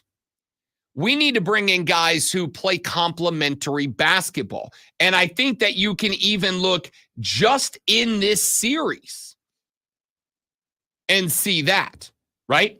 Because I am looking at a Boston Celtics team that brought in my favorite player on the floor last night, Drew with a J Holiday. Drew Holiday was a massive reason that the Boston Celtics won this NBA Finals. Drew Holiday is a massive reason that the Boston Celtics were a dominant team this year. Because Drew Holiday is the definition of selfless player. Boston just proved that, yes, you should go find, get, and home grow, if possible, your own superstars. Jason Tatum, Jaylen Brown. But they also proved that you should build your roster up with guys who understand those superstars, with guys who fit those superstars. I would look across to the other bench at the Dallas Mavericks.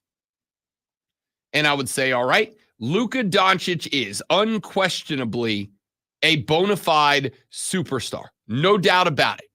No doubt about it. But then they went to get a complimentary piece and they brought in Kyrie Irving. And while the two of them have had a lot of good games they've played together, let's be very clear. They don't fit together. And they don't fit together because the weakness in Luka's game is what? Drawing defenders to him. You got to place a shooter on the outside. Kyrie Irving's not a shooter. What's the other big weakness in Luka's game? I'm sorry to say it. His defense is lacking. Now, I know that he led the postseason in steals, and there is something to be said for that. But the ability to guard passing lanes on the outside, which is what Luka Doncic does in order to generate all those steals, and to face guard a guy head up at the three-point line and let me believe that you are going to be able to limit the damage that that guy can do, that's a different story. And I think it has been effectively proven here that Kyrie does not fit Luka Doncic's game. He does not fit the way that Luka plays basketball. So what the Mavs did was go get a star. They went and got a star, and they were just happy to get a star. And don't get me wrong, for a team like the Dallas Mavericks, a team that's got money but has never really been looked at as like a basketball powerhouse, getting a star helps. And getting a star may not always be super easy to do. But when you just go get a star and you don't go get somebody who fits the game plan, you don't help yourself at all. You don't help yourself at all. In fact, you make it, I think, more difficult to get it done. And I think that's what happened here. I think the Boston Celtics just showed you the blueprint for long-term success. I think they followed a path that the Golden State Warriors forged a number of years ago.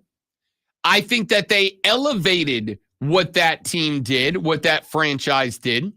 I think they did a better job of going out and finding the complementary pieces to work around their superstars, which is why they did one thing that Golden State did not do, which is create immense amounts of depth off the bench. If Golden State can't beat you with their starting five, they can't beat you. That was even true during the dynasty run of the Dubs. If they can't beat you with the starting five, they can't beat you. Boston can walk into a series and go, we don't need to beat you with our starting five. If we do beat you with our starting five, good, great. But if we can't, we've got enough bench depth and enough role players that know the spots that they need to step up in, that we don't need to beat your starting five. We can beat your second five. And they did that all the way through the playoffs. This team, to me, I don't know where it's going to register in terms of the best all-NBA teams. I don't know where it's going to register in terms of the best Boston Celtic teams. What I do know is that this team did do something to me, and I don't think this is knee-jerk. I think this is legit. I think this team just put out the blueprint on what it takes to be a championship team, and I would not be shocked to see more teams start to try to follow that path. 844-326-3663, 844-326-3663 is the phone number to the Renewal by Anderson of the Carolinas Fan Phone. The text line, 71307. Start your text with FAN. We'll read them on the air, and we will do all of that and more after Lonzo sets a new standard for broadcasting excellence with this Sports Flash. I've been in your starting five on this station since the beginning. Just want to say that. The Atlanta Braves took a 2-1 win over the Detroit Tigers yesterday. Max Fried gave up 1 run and 4 hits in 5.1 innings, while Adebal Hernandez earned his first win in his 4th appearance for Atlanta. The Braves' winning run came in the bottom of the 8th on an Ozzie Albies solo shot. Former LSU coach Les Miles is suing the school for vacating 37 wins during his tenure. which dropped him below the requirements to make the College Football Hall of Fame alongside the school. Miles named the NCAA National Football Foundation, who runs the Hall of Fame, as defendants. LSU vacated the wins after impermissible benefits were paid to the father of a player from 2012 to 2015.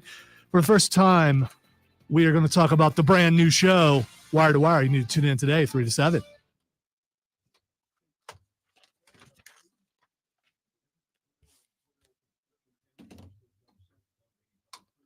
I saw Steven was there in a panic. He's so critical.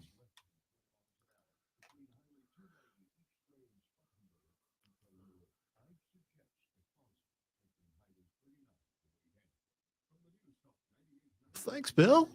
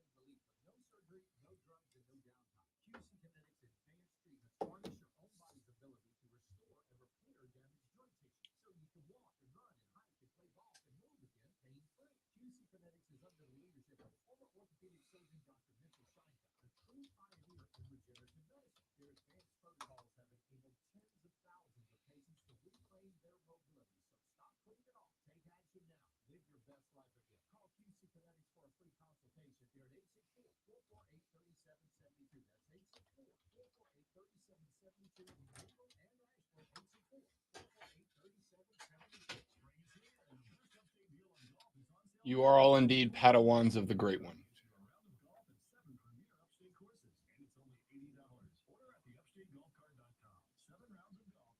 Keegan, that is exactly correct. Kyrie's game adds nothing to Luke. If anything, Kyrie's game probably takes away from Luka's game and vice versa, which is why they're not a good pairing.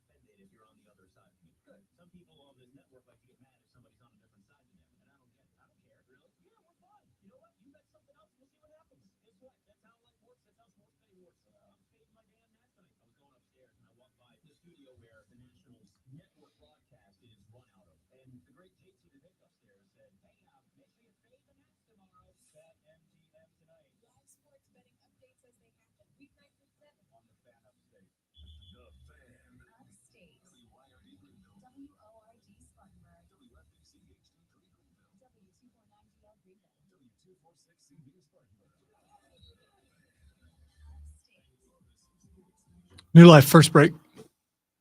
New Life, first break.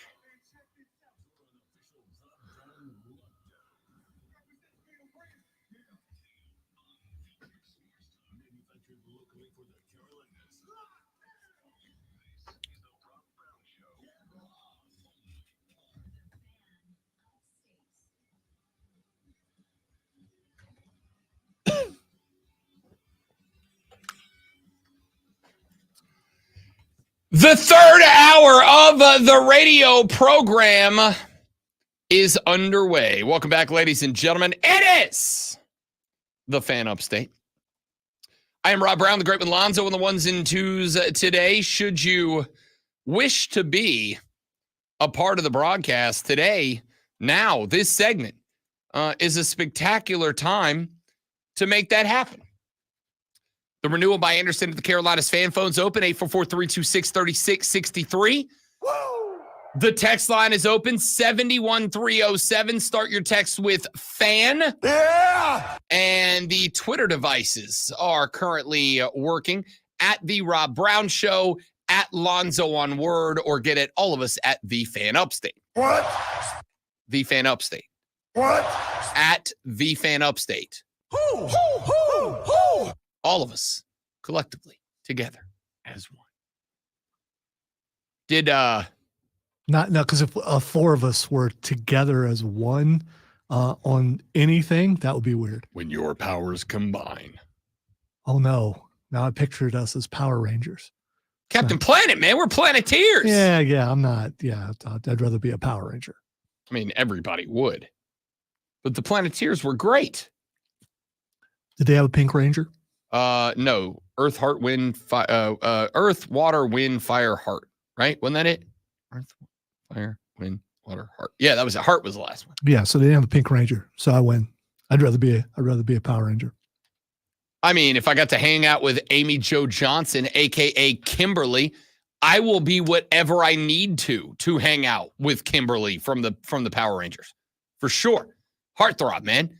Heartthrob. But Kimberly, whenever we do our 90s girls on television, Kimberly never gets enough love. She just, it's always, Kelly Kapowski, Topanga, which, by the way, yes, it's always those women. It's never the Pink Ranger. And it should always be the Pink Ranger. Kimberly was top-notch, dude. Not only did she handle her own business, but she was a complete and total badass in the process all the time. Way up on the 90s TV girls power ranking goes the Pink Ranger. Hey, did we, not that we're not going to save this for Fight Club on Thursday, but I can't stop thinking about it. Did we just watch Open Murder on Monday Night Raw last night? You can take it off if you need to, but it wasn't on there. So but I had to check. Yeah. Did we just watch straight up homicide by a new faction last night? Is that what wrestling did? It feels like that's what wrestling did. And I, to be frank, still don't know how I feel about it, right? Because on one hand, I think with the departure of The Undertaker, the supernatural gimmicky stuff, I think you're going to have a real hard time making it work. Not to say that it can't, but I just think you're going to have a real hard time making it work. So unless there's going to be some supernatural gimmick to what happened last night, the entire gorilla position was just murdered on TV yesterday evening. How do you come back from that? Well, they were doing really well too. So I mean, hopefully they have some recruits, some interns that they can bring up to replace them, because the show must go on. Is that how they do it next week? They're like, yeah, our thoughts and prayers go out to all of the people who were in Gorilla and were murdered by the Wyatt Six last night. Here's our new class. Yeah, well, they rarely show Gorilla anyway. The only thing they have to explain is Chad Gable. That's the only thing they really have to explain. Chad Gable had what appeared to be a bullet hole in his head. Now, granted, they're going to be able to write it off by saying it was something else, but they knew what they were going for there. My man, and by the way, a phenomenal series of events in the storyline of the Alpha Academy last night. All right. Like, really took some steps forward. And then they just murdered Chad Gable on television. I don't know how to tell you people how much I love professional wrestling. It's just the best. All right? It's just the best. I'm telling you, I'm predicting this now. Chad Gable is number 6. I think 6 is Bray Wyatt. I think that was the whole play. We don't see Chad Gable again. A new character shows up with a mask. It's him. I don't know, man. I don't know. Because there's no one more broken right now than Chad Gable. Yeah, I mean, and that's what they say they're here for. I'm just, we'll see. I get it. But they just committed homicide on television. Well, I mean, and McMahon's limo is blown up. I mean, there are so many times that things like this have happened. It's episodic TV. So, And again, I'm all in. And it just made next Monday once more must watch. I also love the fact, you got to play that angle because from the stage all the way back to talent was just covered in fog, which means one of two things.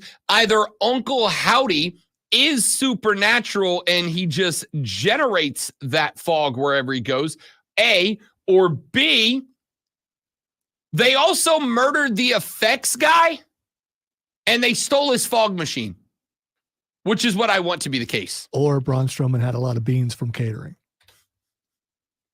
That big son of a... All right, wrestling. It's the best. Let's get back to some sports. Hey, Clemson fans, here's some football stuff for you. 24/7 Sports has put out their ACC football record projections for 2024. They did all the teams that will be playing under the banner this year. Dead last in the ACC, they believe Virginia will go 2-10, 0-8 on the season.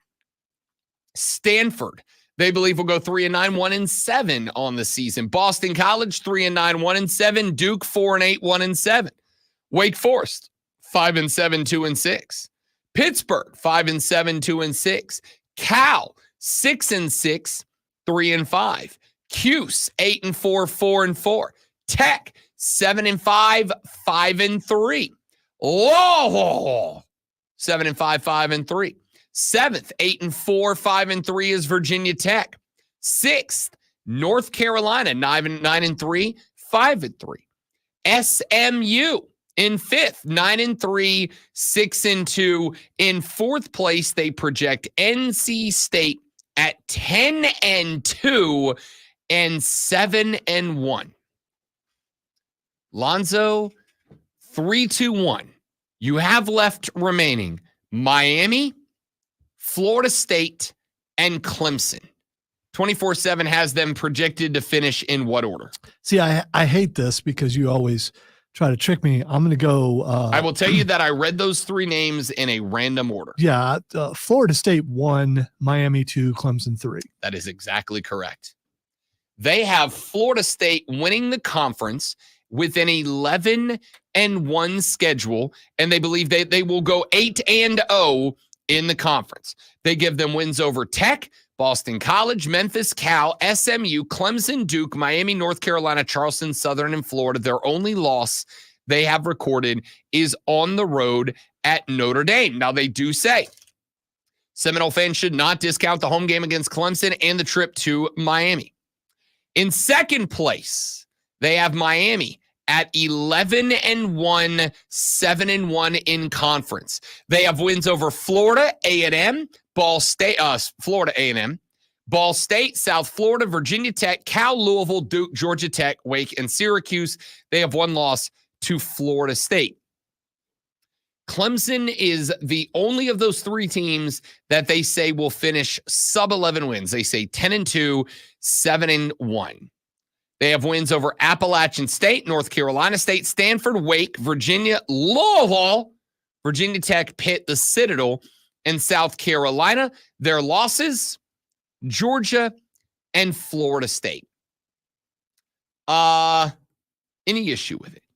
Any issue with 24/7 believing that Clemson will check in third in the ACC? And oh, by the way, if these records come to fruition, if Miami is 11-1, if FSU is 11-1, if Clemson is 10-2, I don't think Clemson would make the playoffs here. By the way, I think 10-2 may be a little bit high.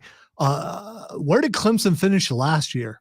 Not 11-1. No, I'm talking about in the conference.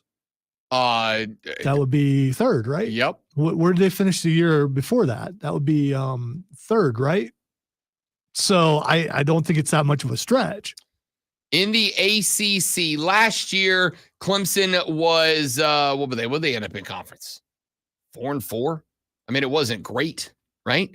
So my thought here would be that, and this is why I go back to a couple of weeks ago, I would very much appreciate if Clemson fans would go ahead and list their definition of success for this year now.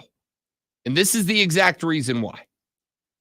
Because I think that there is this thought process that with a 12-team playoff, that it's just going to be easy to slip into the playoff rankings. Yeah, they were 9-4 last year, 4-4 in conference. Yeah.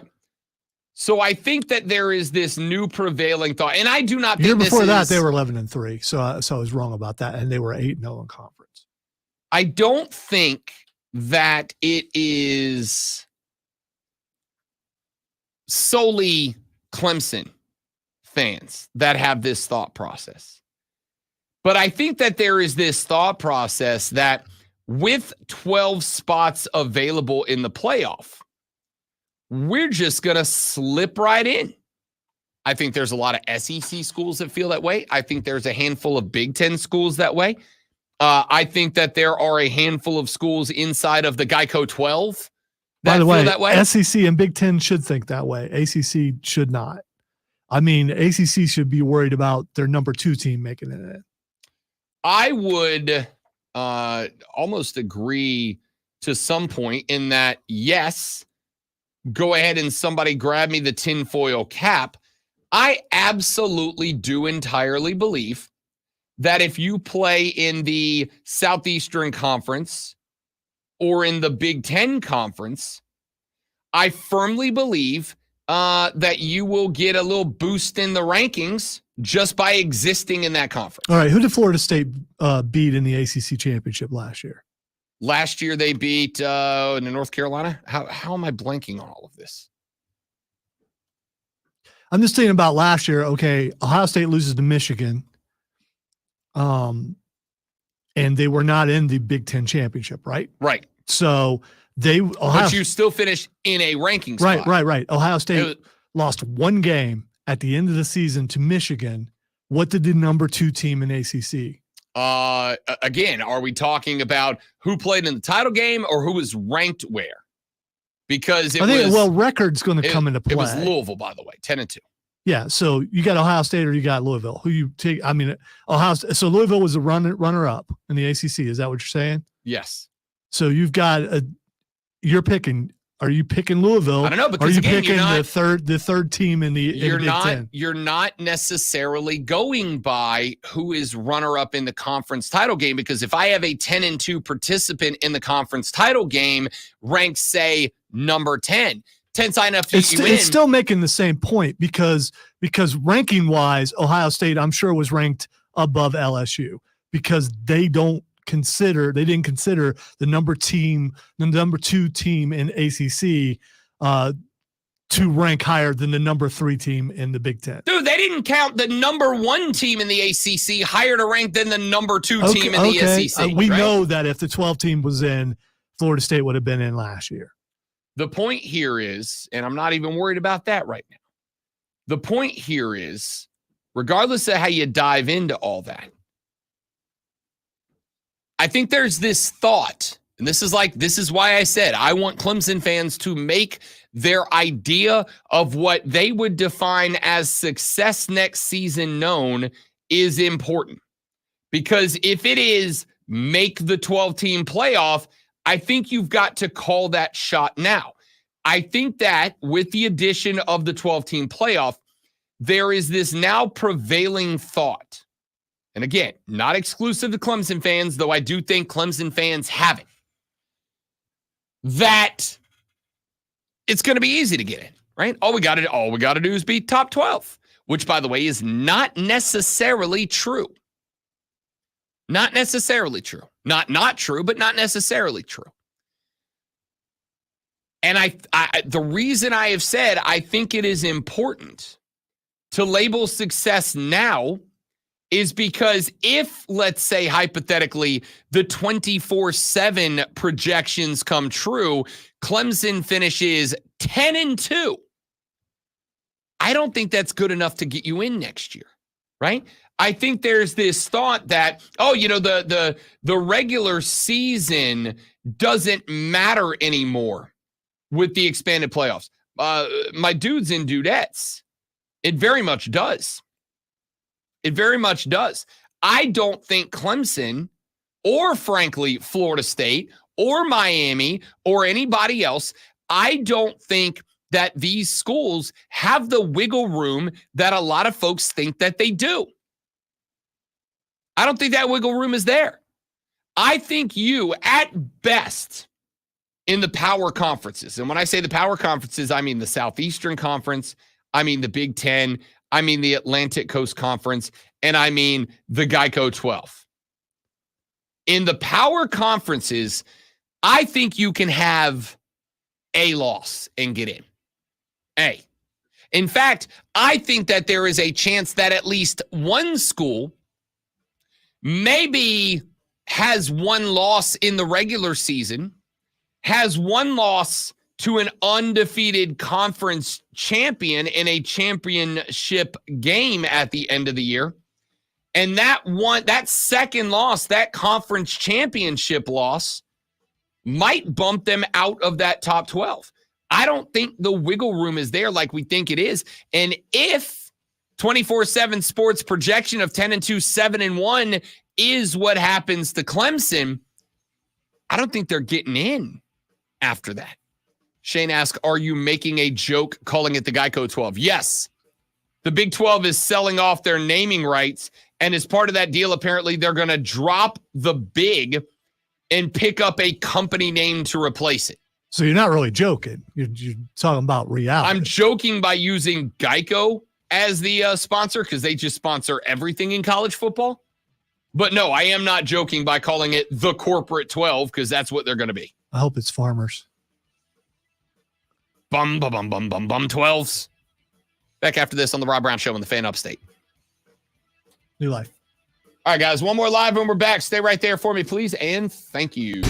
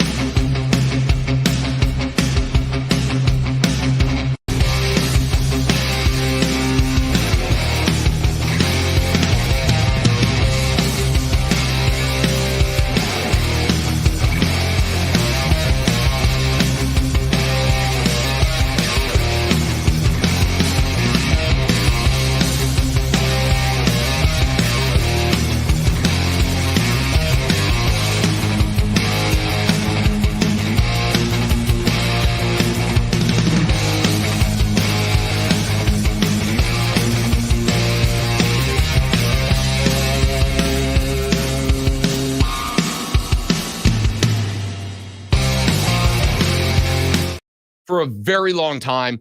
And then it kind of got to the point where, and I felt like you could feel the switch. It kind of you felt don't need like, it anymore. You don't. I mean, you don't need it, but it kind of felt to me like it started taking away from, even in the social media era, it started to take away from the stuff that the athletes won't post, the stuff that the teams won't post on social media. Like I said, I know that I wouldn't use the word enjoy because I did not enjoy it, but I felt like it giving us a glimpse, for instance, into players getting cut or coaches sitting in their office preparing to call a guy down to the office to inform him that he was no longer on the team or whatever. Can you imagine that happening here or any place of business and it being televised? Rob, we need you to come down to the office after the show. And, you know, the cameras are in there and everybody's watching as they tell you that you're no longer with the company. I cannot, but I can also tell you that there ain't 8 million people watching any given moment. The NFL, I don't think, in certain spots, in fact, I'm not even willing to say in certain spots, the NFL is not like anything that you or I or anyone listening will ever be active in or employed by.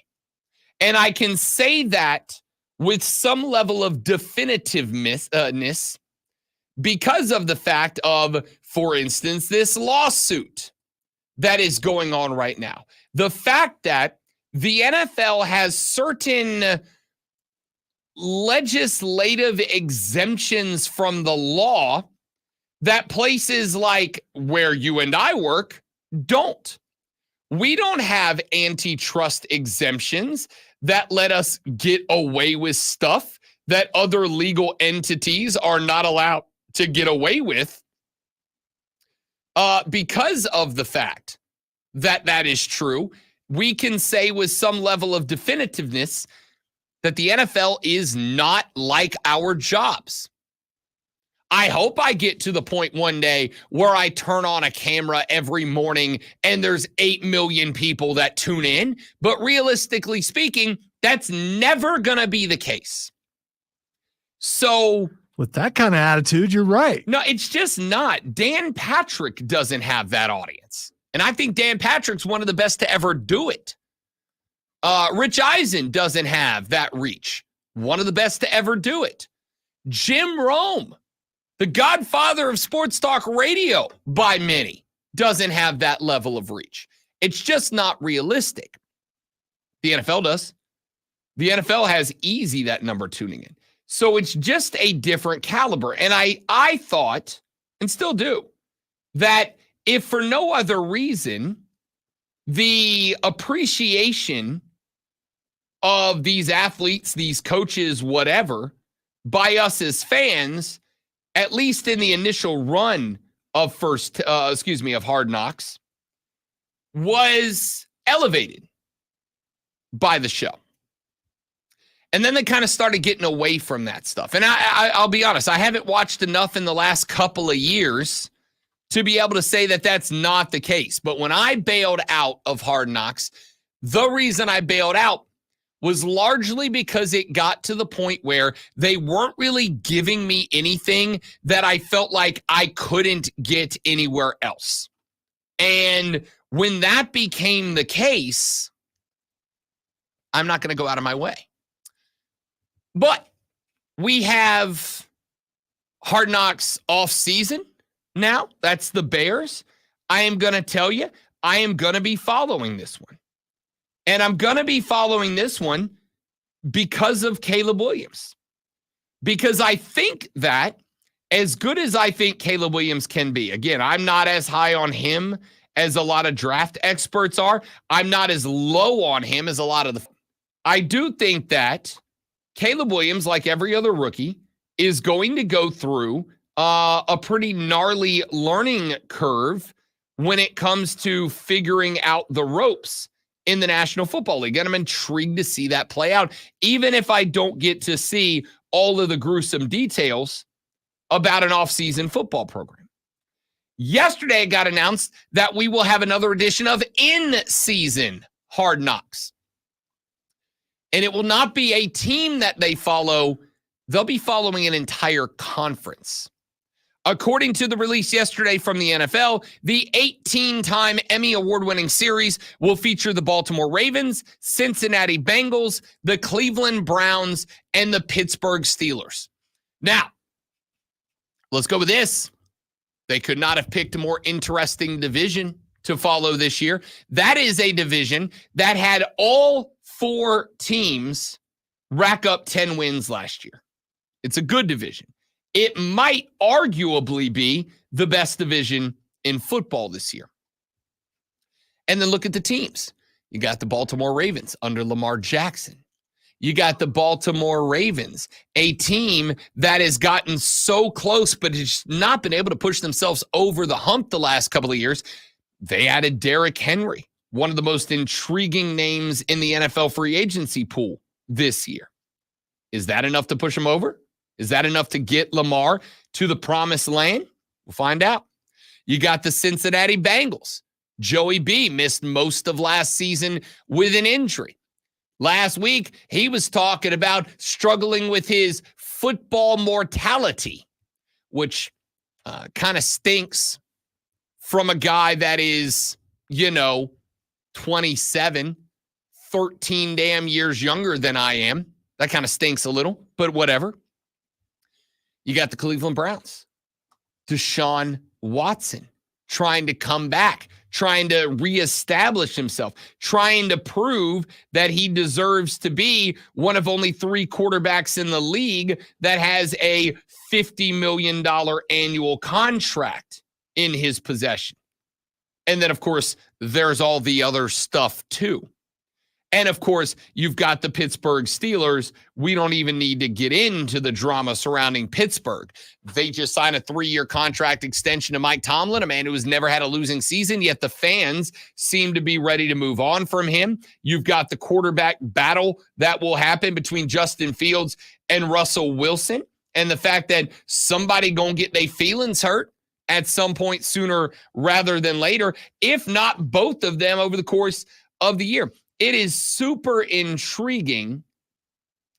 And I got to tell you, for the first time in the last couple of years, great one, I'm actually kind of in on both editions of Hard Knocks this year, in and off season. Well, I'm interested in Pittsburgh. I definitely want to see that and see if there's tension between Justin Fields and the other guy. And also, I'm interested to see if Joe Burrow is a jerk. Why would you think he's a jerk? He just seems, I love Joe Burrow, by the way, but he seems like he's kind of arrogant. And there's a reason why the receivers kind of act like they want it out of there. And it may have just had to do with money. It's very possible.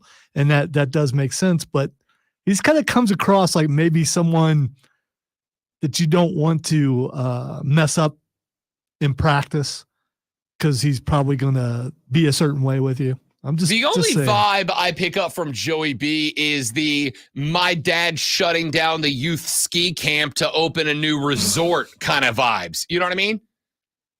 Joe B gives me the vibes. Those are your people, so you would know about that. But I mean, Joey Burrow gives me the vibes of like the bad guy in every coming of age 1980s movies. Right. And I want to see if that's real or not. And it may not be. He may be as cool as he's depicted by a lot of people, or he's that guy. And which is more interesting?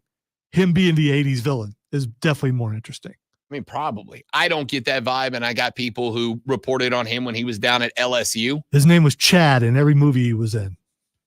Why you think we call Chads on the internet, man? I'm in for Hard Knocks. I'm in for Hard Knocks in and off season.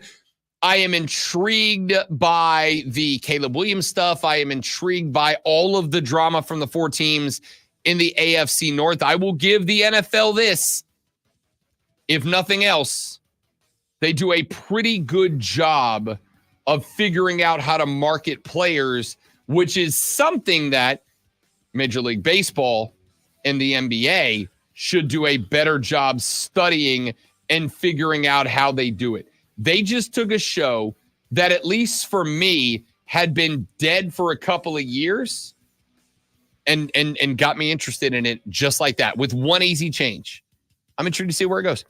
Texas said, I could care less about Hard Knocks, never watched Hard Knocks, never will watch Hard Knocks, and I don't like the players mic'd up in any sport. Why, out of curiosity? Because I got to tell you, players being mic'd up is one of my favorite things. The Real Housewives of whatever, do you, Texter? Just curious. No, I think there's a lot of people, and I'm not saying that this is where this texter's coming from, but there's a lot of people in the shut up and dribble camp. I don't pay attention to you for your personality. I pay attention to you because you play basketball. I did not get that out of that. I don't know. I think sometimes you just want to see the players play, and if drama comes into it and they become more real, it's less about the sport and it's more about the person. And that's fine. Like, that's a philosophical difference. To me, I look at the players and they are people too. I'm intrigued in how they tick and who they are. But I don't know. Texter, follow up on that text. I'm curious as to what you think. We're back after this on the Rob Brown Show on the Fan Upstate.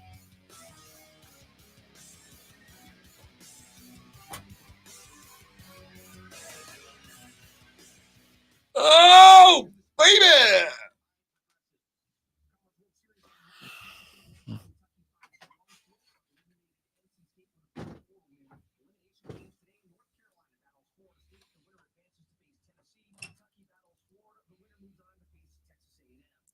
Maybe they don't go to parties, Keegan.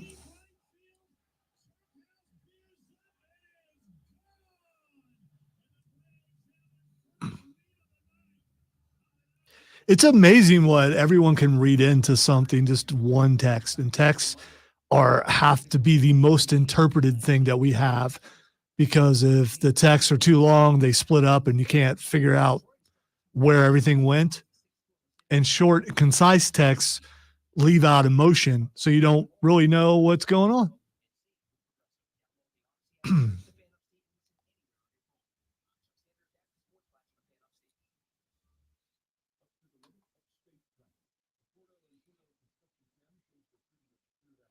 I still think if you know less about someone, then you can't form an opinion of them outside of what they're playing, and you just watch them play, and you are thankful for their ability and what they do on the field or the court, rather than, oh man, I can't root for that guy because he did this or she did that.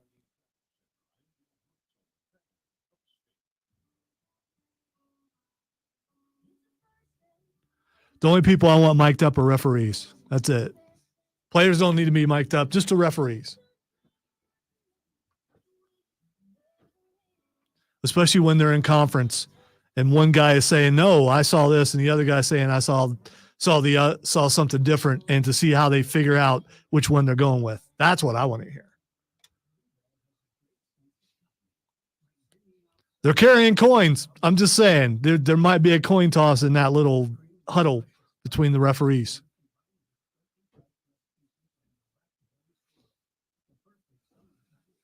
Or it's Bob picked last time, so it's his turn. Let Bob go. Let my Bob go. I should have gone to Grimaldi's with you last Saturday. It just closed. They did? Are you serious? I just announced it on WYFF. Huh.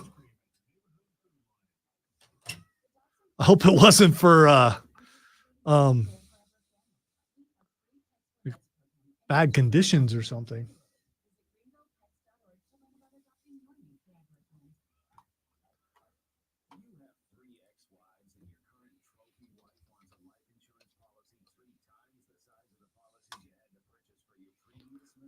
I hope it wasn't because of rats in the kitchen or something. No, they didn't say.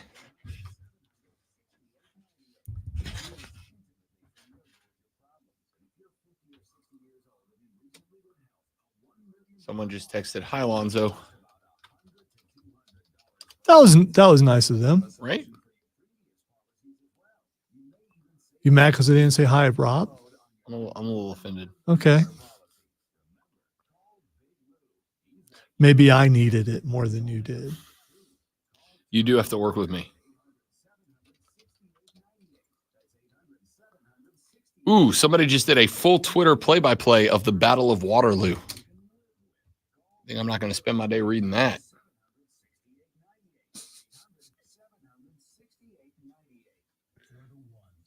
The excitement, that was good for you. You're not be excited. It's one of the most consequential battles in European I history. mean, I get excited for things too, just not history, I guess.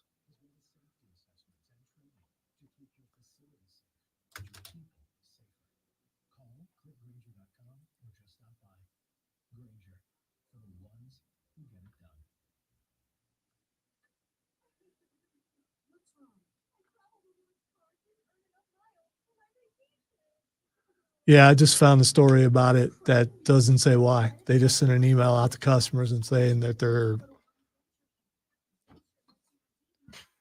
well, there goes the only pizza place that we go to on Saturdays. The closest one. Now we could go to Bricks, but it's hard to get in there. It's always really crowded. You been to Bricks? I have not been to Bricks, but I know people who have and said it's actually pretty good. Oh, it is good. This is right over there. I mean, I actually pointed to the place. It was over there. I saw the point. I saw it in my periphery. I think it's pretty accurate. The point. I mean, I think if you followed my finger in that direction, I would just get there. Yeah, you would.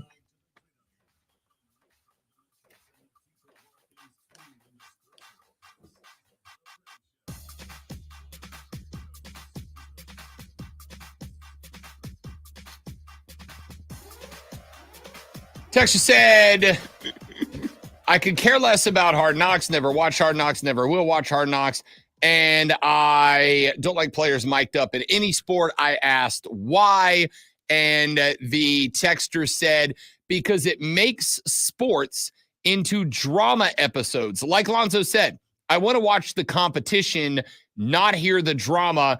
It's enough listening to commentators. And here's my thought in response to that texter. And I do appreciate the text. Thanks for being a part of the show. The show is better when you guys are on it. Thanks for answering back. Yeah, and sincerely, thanks for answering back. I appreciate it. Again, the conversation is more fun. We both appreciate it. Sincerely. The conversation is always more fun when you guys are involved in it. So, I find that interesting predominantly because I'm the exact opposite. We get told in this industry. I still get told in this industry. Do you know what works in sports talk radio? Historically, what works above all else? Whatever it is, you're wrong. Human interest, like when two guys fight on the radio, okay? Human interest. That's debatable. No, it's not. You're wrong. No, I'm right. I'm always right. No, you're definitely wrong most of the time. I would scream right now, but I'll go into a coughing fit because that's the other thing that you're supposed to do. The reality is that human interest drives people more than anything else. Part of the reason that, and I will stand with you on this one, and Texter, I'm not a reality TV guy. Okay? Reality TV doesn't do it, mainly because the majority of it's not reality. Are documentaries reality TV? No, it's documentaries. Yeah, but they're okay. I think they're kind of the same thing. Documentaries, I think, more are documenting what has happened. Reality TV is here's what is actively happening in the lives of whoever. And you cannot, as much as I would like to, you cannot say that reality television has been anything but a massive success in this country.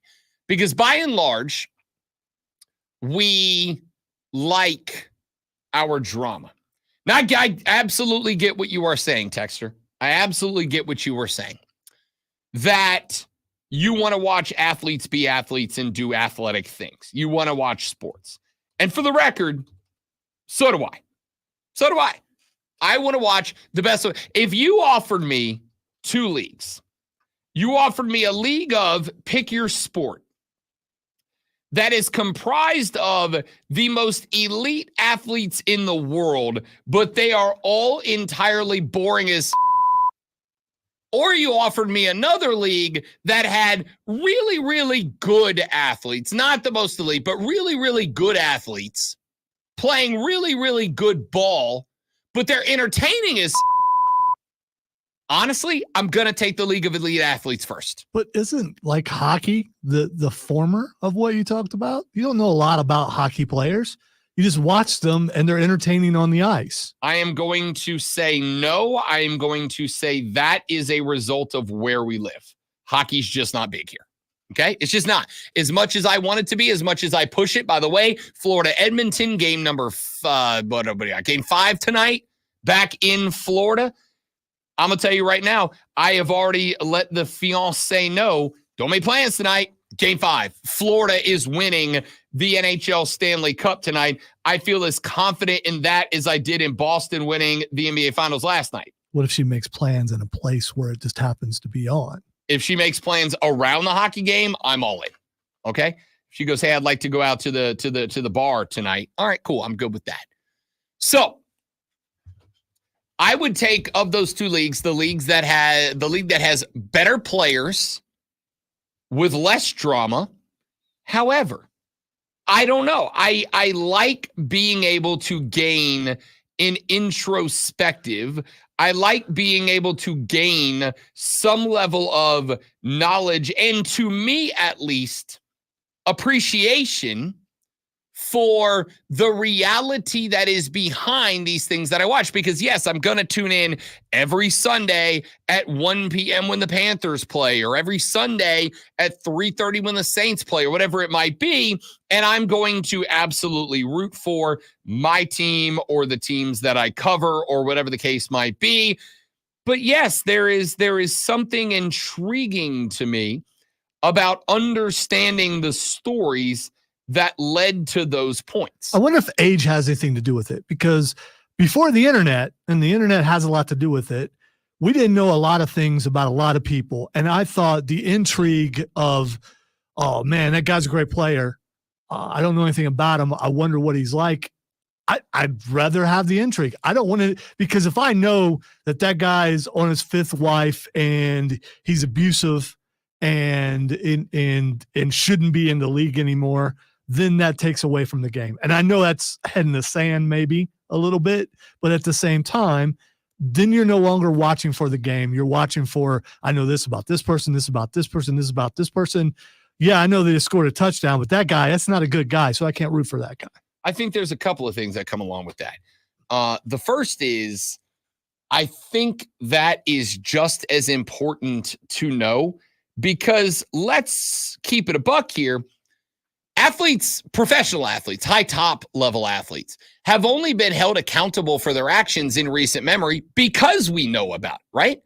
We only learned about the Ray Rices of the world because that availability is there, and that type of information isn't just available, but it spreads like wildfire whenever something like that happens. And so I think there is some level of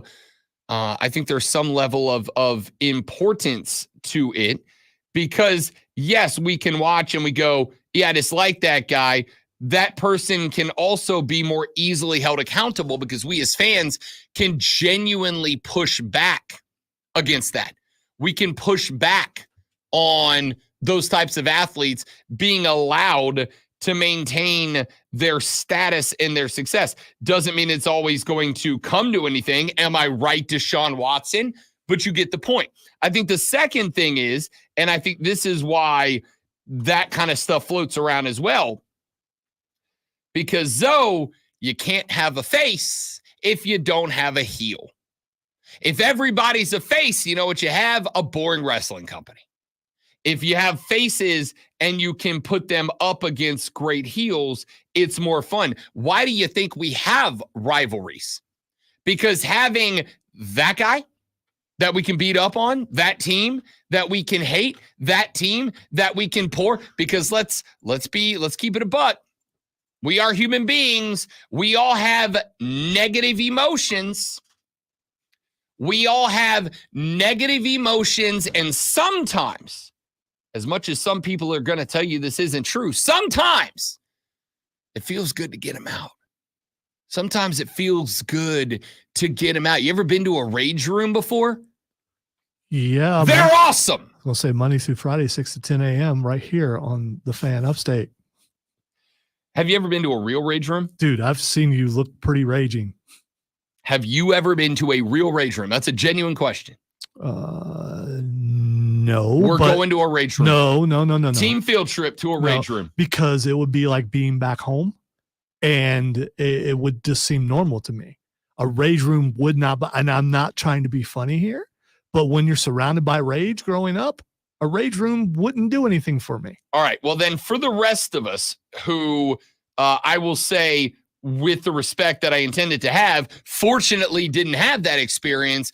And for those of us specifically that have been told you bottle up those emotions, you don't show those emotions don't go that way, to be able to go pick up a sledgehammer and take out a TV, get it all out is great. Well, when I line up against an athlete, I could do that in my yard. No one would see it. When I line up against an athlete or a team that I don't like, I get to be that guy for a minute. I get to be the bad guy for a minute. I get to get that out for just a minute, and it feels wonderful. So to have all of these different reasons to have a more, I'm going to use the word intimate relationship with athletes, aside from I see them compete for a few minutes or a few hours any given day of the week, but to actually know who they are and what they stand for and what they believe. Kyrie Irving, Bryson DeChambeau. We have had a ton of conversations about these guys over the past couple of months or years. Why? Redemption arcs. Has it not been, and maybe it's just me, but if you're a golf guy, has the redemption arc of Bryson DeChambeau not been a ton of fun? Why was it fun? Because we all used to pile on the guy, and now everybody seems to love him. Kyrie Irving was the butt of years of jokes. And then this year, he came out, and he debuted this new Kyrie Irving. This Kyrie Irving who doesn't go on podcast and say dumb things. He goes on podcast and shows the world that he does a pretty kick-ass Bane impression. And then last night, you may not have seen it because it was late at night and some of you went to bed. Last night when that game ended, Kyrie Irving walked to the tunnel, and you know what he did? He stood there and he waited for every member of the Dallas Mavericks roster and coaching staff and team training staff to come by, and he dapped them all up, and he said thanks and congratulations on a hell of a season before he left the court. It's been fun talking about the redemption arc of Kyrie Irving. Why? Because the people stories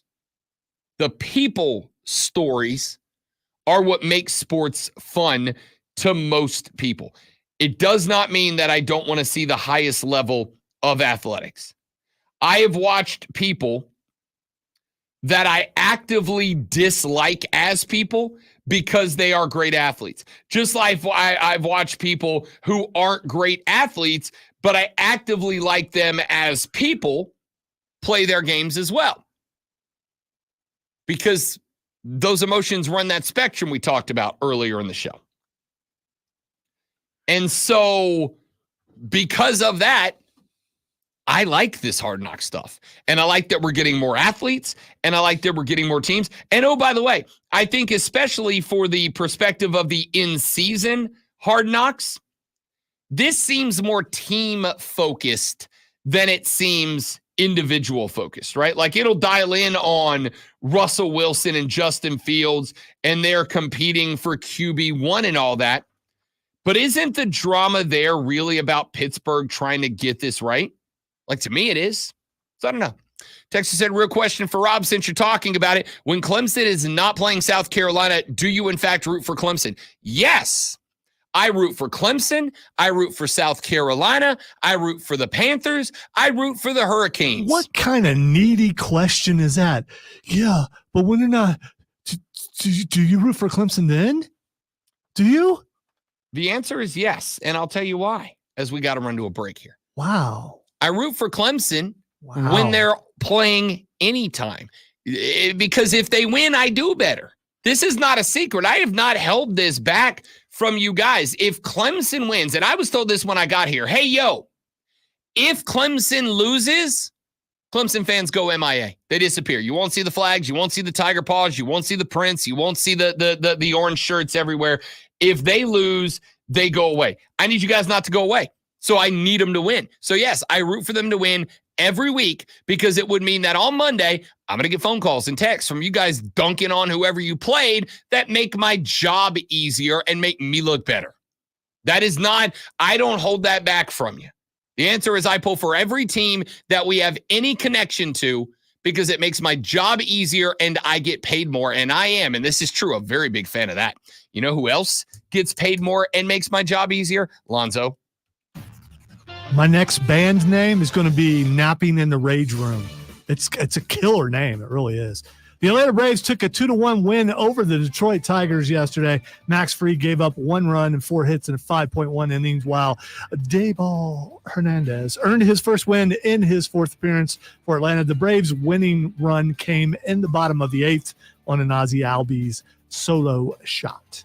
In the NHL Finals, the Florida Panthers will attempt to win the Stanley Cup tonight at 8, or, probably like closer to 10:30, 11, and need just one more win to put away the Edmonton Oilers. Florida enters the contest as slight favorites. I don't know if you knew this, but you need to know it. Tune in this afternoon from 3 to 7 p.m. for our spanking brand new local show. Very, very new. Wire to Wire, Cole Bryson and Diesel get you up to date on the latest local and national sports news. Great guests, great debate, a whole lot of fun, and it's all Wire to Wire.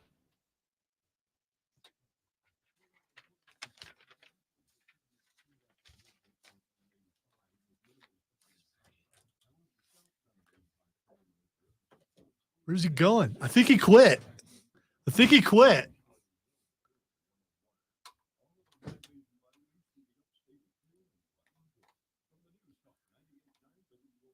He might have worked with me long enough. He's like, that's it. I'm out. I'm done. Somebody else deal with that.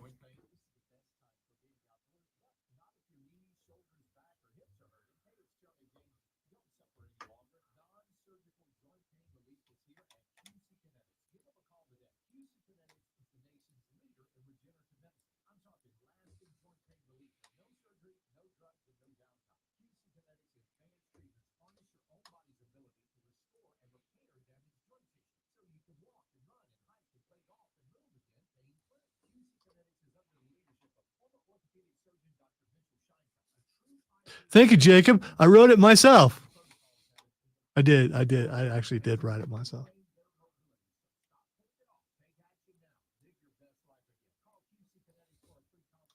No problem with pumping up the teammates. Co-parts, if you will.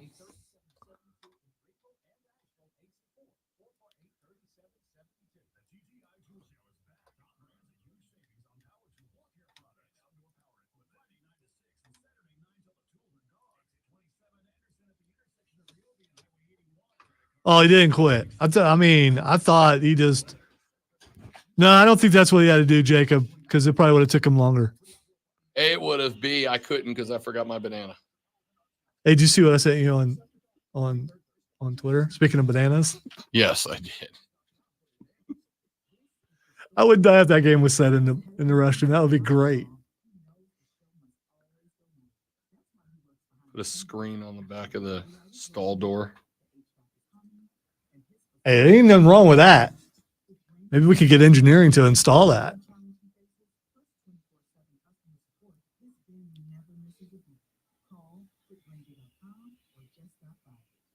So make it play like the same game, and it always breaks right before the end of the level, the first level. So you're like, what?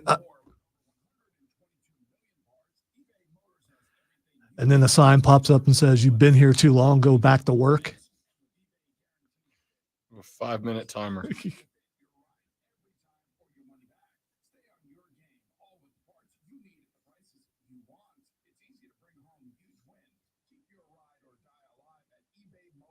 I haven't watched Southern Charm, Shane, because I don't believe it exists. So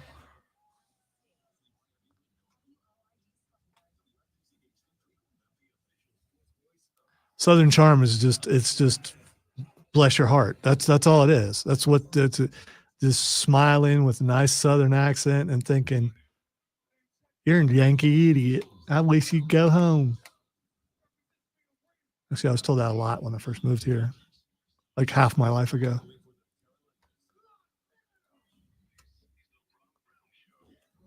Get off your phone, Rob. Do show.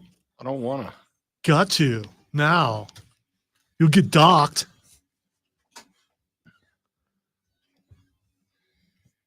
The final hour of the Rob Brown radio program goes now. Welcome back, ladies and gentlemen. It is the Fan Upstate. How do you do, Upstate South Carolina? What's up, America? Hello, world. Spectacular, as always, to be with you here on the show. Groovy. I am Rob Brown, the great with Lonzo on the other side of the metaphorical glass. This and every single AM from 6 to 10 a.m. We're glad you're here. Let us talk here for just a moment from right now into a couple of different discussions. What? Let's talk some Carolina Panthers. I was trying to read something that I wanted to bring up here in just a minute, and my brain collapsed entirely. So did mine, because I was trying to figure out how you're going to do that, but that's all that happened. You all right today? We only got one more hour. It's really uptight. Let's set Lonzo up. Do you need a rage room? Honestly, it's about that time. I bounce back and forth between like a good, solid, deep tissue massage, and I want to hit something with a sledgehammer. Yes, I invoke those emotions in people. I mean, it's not just you. I knew it was part of it, though. We're having email conversations about the thermostats in the office. That kind of stuff drives me crazy. That's more of a downstairs stuff. No, I know it is. Yeah. I know it is. It caused a problem that required, people to look at. Oh, for sure. Units and things. Yeah. Boing. I can't find it. Oh, there it is.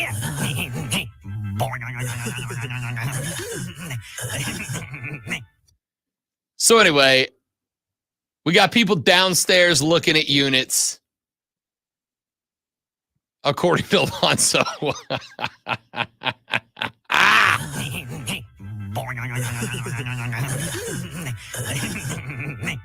Back in the day, there was a reputation down there. I think it's since been cleaned up. So, I mean, I don't know.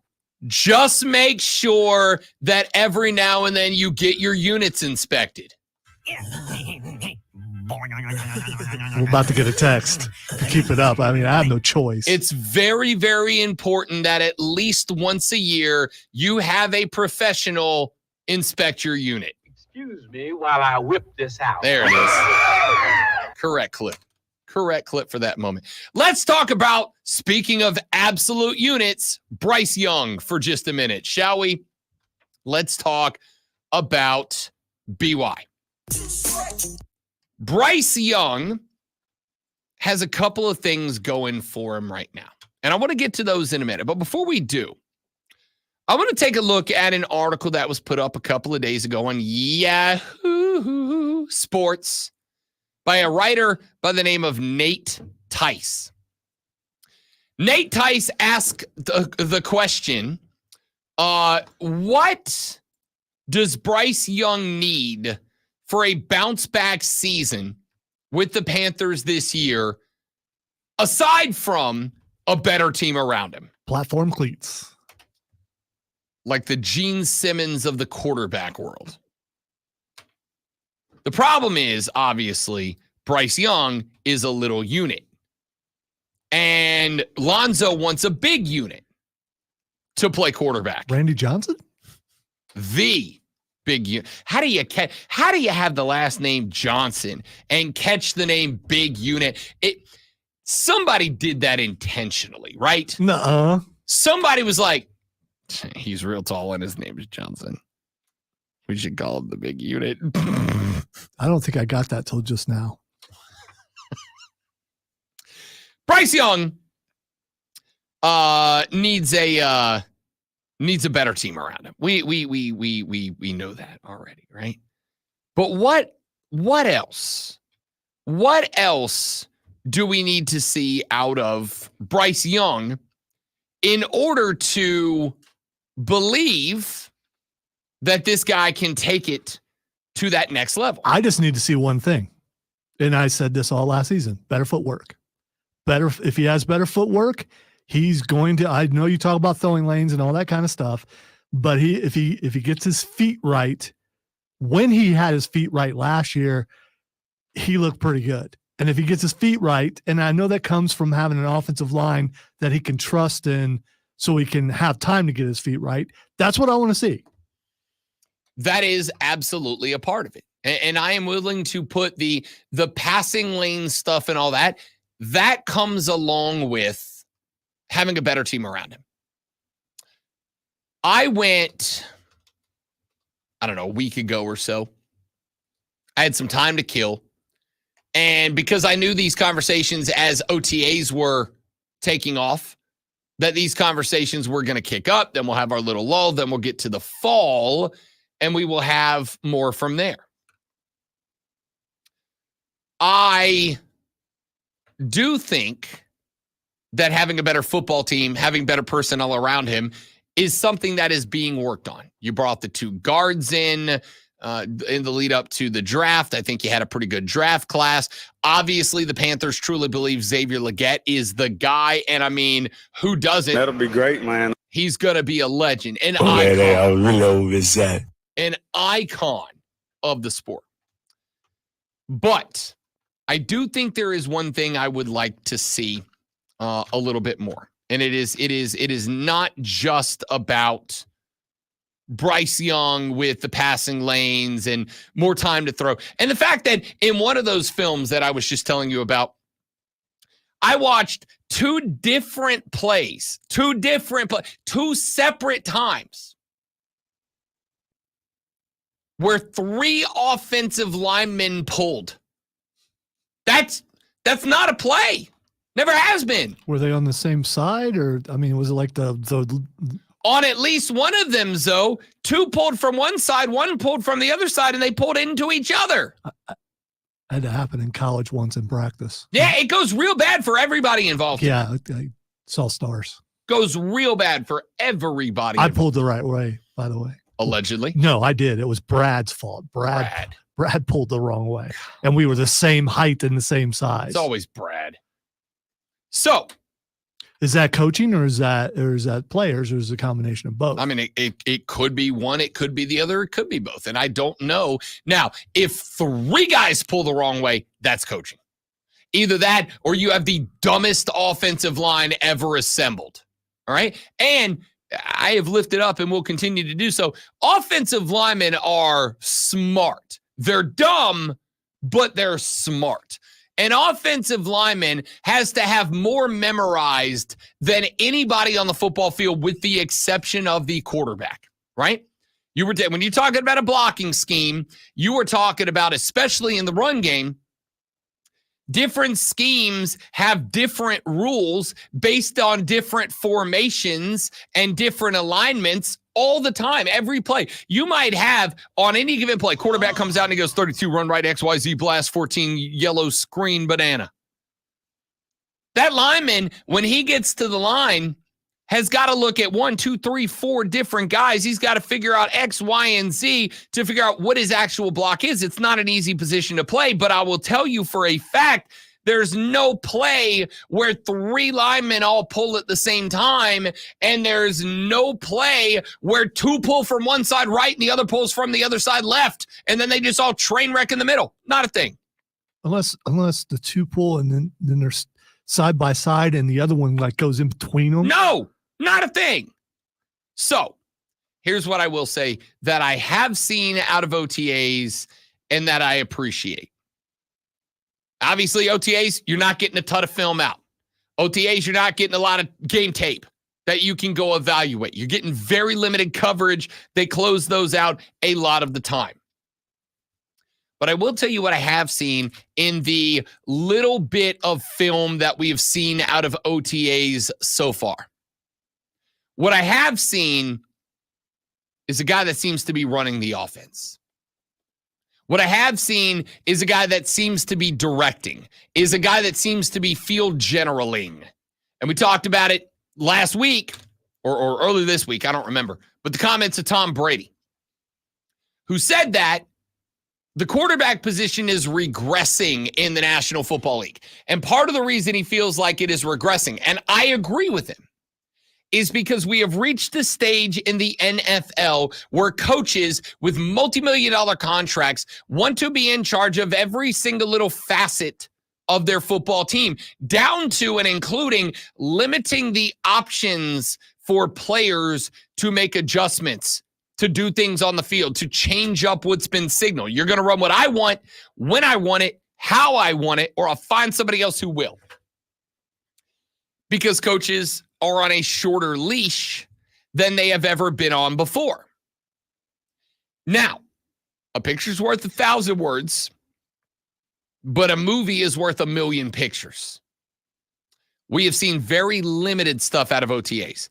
But what I have seen so far, and this is one of the things I am actually pretty excited about Dave Canales, is that in OTAs so far, from what I've seen, Bryce Young has been not just allowed to, but encouraged to be an on-field leader. And I'm not talking about be a leader as in be a quarterback, go succeed, and everybody listen to Bryce. I'm talking about the guy that can look over to player and go, change this, that, and you do this, and I want you here, and you do that. Everybody got their assignment. Good, let's go play. And that seems to be translating for me, or at least it looks like it's translating to me. Andy Dalton came out this week and asked about Bryce Young's development as being a leader. He specifically said that he is becoming a leader. When asked what makes Young different from other quarterbacks that were drafted in that spot and failed, Andy Dalton said, quote, "That's just the type of person that Bryce is. The best thing that you can do is the experience of being out there. Bryce got that last year. This year, we're still unknown. We don't know what's going to happen, but it's set up for Bryce to take a big jump," end quote. Young talked about the fact that Dave Canales has been what he defined as a, quote, calming presence, end quote. And I like that. I appreciate that. It is tough to, it is difficult to, it is rough to lead in a chaotic environment. That is why when bleep hits the fan, most people that are usually looked to for leadership wilt under that pressure. That is why military generals who perform well become legends. Because when bleep hits the fan, it can be hard to lead. It can be hard to inspire other people to look to you for a sense of direction and excitement, et cetera, et cetera, et cetera, et cetera, et cetera. Dave Canales, I think, more than a lot of other coaches, understands that. And the fact that he is sitting there operating in a way that Bryce Young has repeatedly called him a calming influence. What that says to me is when bleep hits the fan, Bryce Young believes that Dave Canales has given him enough information, enough knowledge, enough respect, and enough of his own autonomy on the football field to be able to lead. You ever been in a spot where you got a manager, you got a director, you got a boss that's above you, and you become paralyzed to act because you are afraid that if you get it wrong, the person above you is going to be all up in you? You ever been in that spot? I've been in that spot where I knew that the guy above me or the gal above me wanted me to get it done, but that if I didn't do it the way they wanted it, they were going to rain the holy hellfire down on me. And if that's what happens, it makes it tough to do the thing. I don't want to do the thing because the consequences of getting it wrong outweigh the reward of getting it right.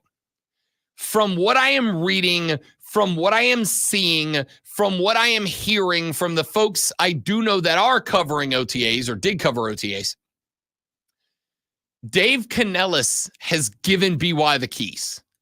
And when something goes wrong, Dave Canellis doesn't go out there and rip up Bryce Young.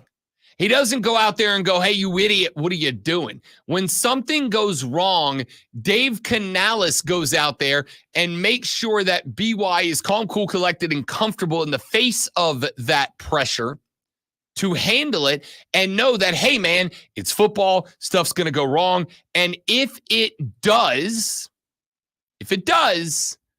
we're going to be okay. We're going to be fine. We're going to be good to go. Bryce Young through OTAs, and it is just OTAs. We're a long way from meaningful football. But Bryce Young in OTAs, from everything that I am reading, hearing, and seeing with my own eyes, looks like a dude who's comfortable. Looks like a dude who is composed. Looks like a dude that has poise. You want better footwork in the pocket? Poise. You know what poise comes from? Comfort. There are some guys that are comfortable even when everything in the world is lined up against them. Those guys are rare. Those guys are few and far between. Bryce Young is a cat that I think was under such a constant rush of pressure last year. There was no point where he had the opportunity to be composed, to display poise. From what I'm seeing right now, the offense is pointed in the direction of helping him get there, and I'm pretty excited to see it go into action. We'll talk some more Charlotte Panthers later on. I know it's Carolina. You get it. The Charlotte thing when they moved the South Carolina HQ and training camp kind of became a passive-aggressive shot, and every now and then it creeps up on me. I'm just worried about maybe needing an intervention, that you're like truly losing it. It's like everything's going downhill. No, when he pulled training camp from the Berg and quit the Rock Hill exploration to move everything up to North Carolina, I started passive-aggressively just calling them the Charlotte Panthers, and every now and then it creeps back up on me. When we come back here in just a minute from now, I got some soccer I want to get to as Copa America is just days away. I got some baseball I want to get to as the Atlanta Braves back in the win column yesterday evening. All that more coming up on the Rob Brown Show in the Fan Upstate.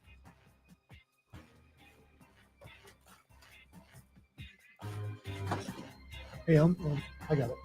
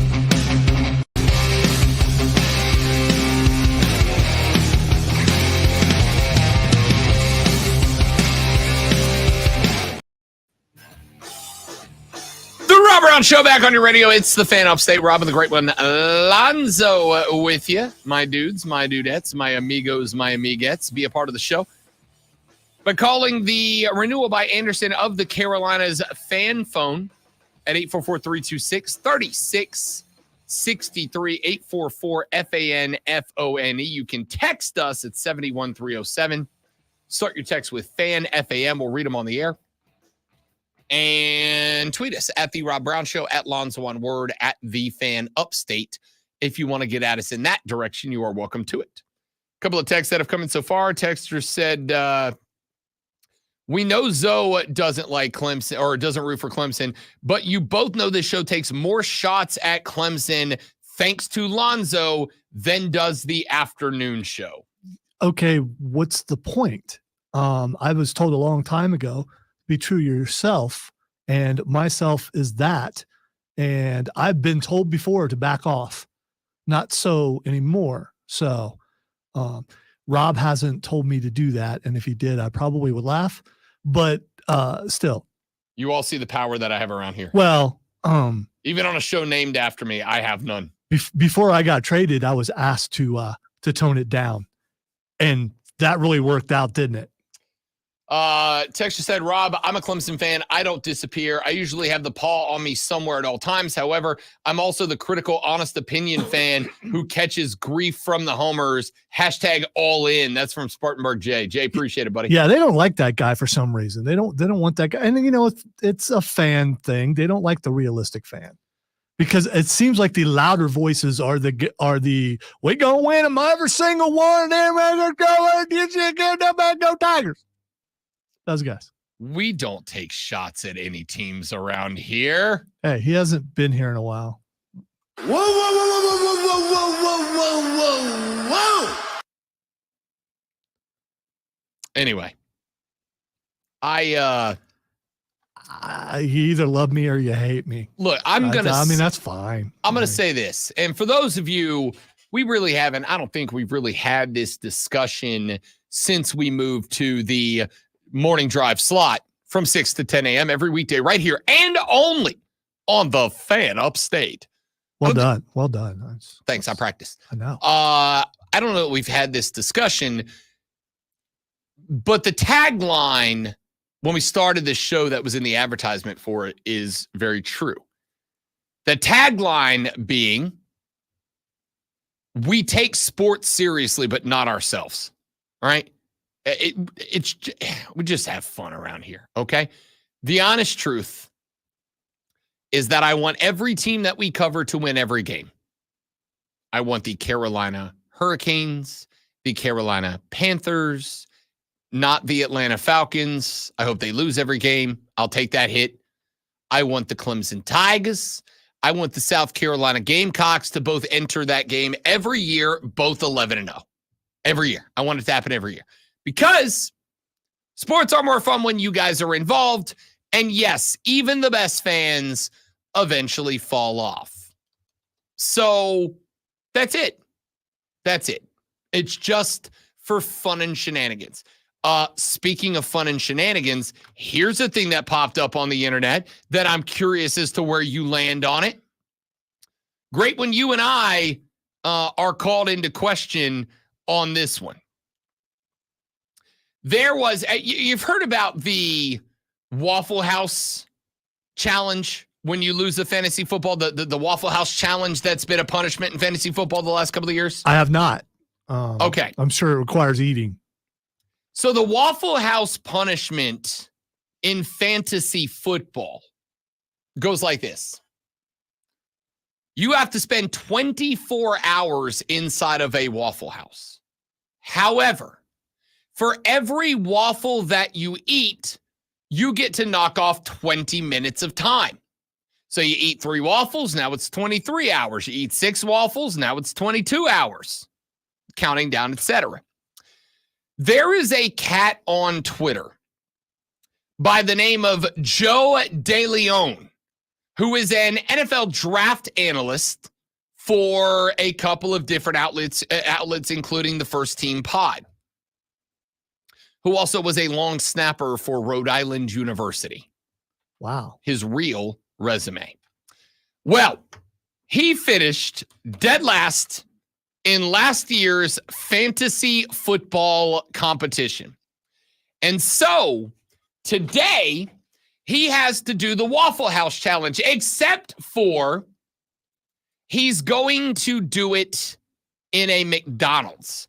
24 hours, midnight to midnight, inside of a McDonald's. But his boys gave him the entire menu of McDonald's foods. And for every one of these things that he eats, he can knock X amount of time off of it. Okay, I saw that one about the McDonald's. Okay. So, yeah. So here are some of the things that are on the list. And I'm going to give you a couple of the ones that I think I gorge on. We already know Rob Brown can take down 100 chicken nuggets. I've done it. It's awful. It's the worst thing that's ever happened in my life. I never want to do it again. 30 minutes for every 10 chicken nuggets that he takes down. Now that is, for me, 100 chicken nuggets is 300 minutes, which buys me ballparking 2.5 hours. 2.5 hours. That's longer than that. That's 300 minutes. 120. That's like 5 hours. Oh, that's even better. So I know I'm down to like 19 as it is. But I'm also going to tell you, when I did the chicken nuggets, by the time I got done, I did not want to eat for a month after that. Okay? For a month. So, because that was that bad, I think I got to look other places. Give you my strategies, though. Here's a couple of them. Number one, you get 120 minutes, a full 2 hours off if you eat a Mickey D's big breakfast with hotcakes. A McDonald's big breakfast with hotcakes checks in at 1,400 calories. It is 1 biscuit, 1 hash brown, an order of scrambled eggs, a sausage link, a sausage patty, and 3 pancakes. Yeah, you want to stay away from the bread products as much as you can because that's going to be more filling and you would be able to eat less. That was my thought too. I think anything that goes heavy starch becomes a big problem, right? Heavy starch or heavy protein is going to fill you up. No biscuits, no pancakes.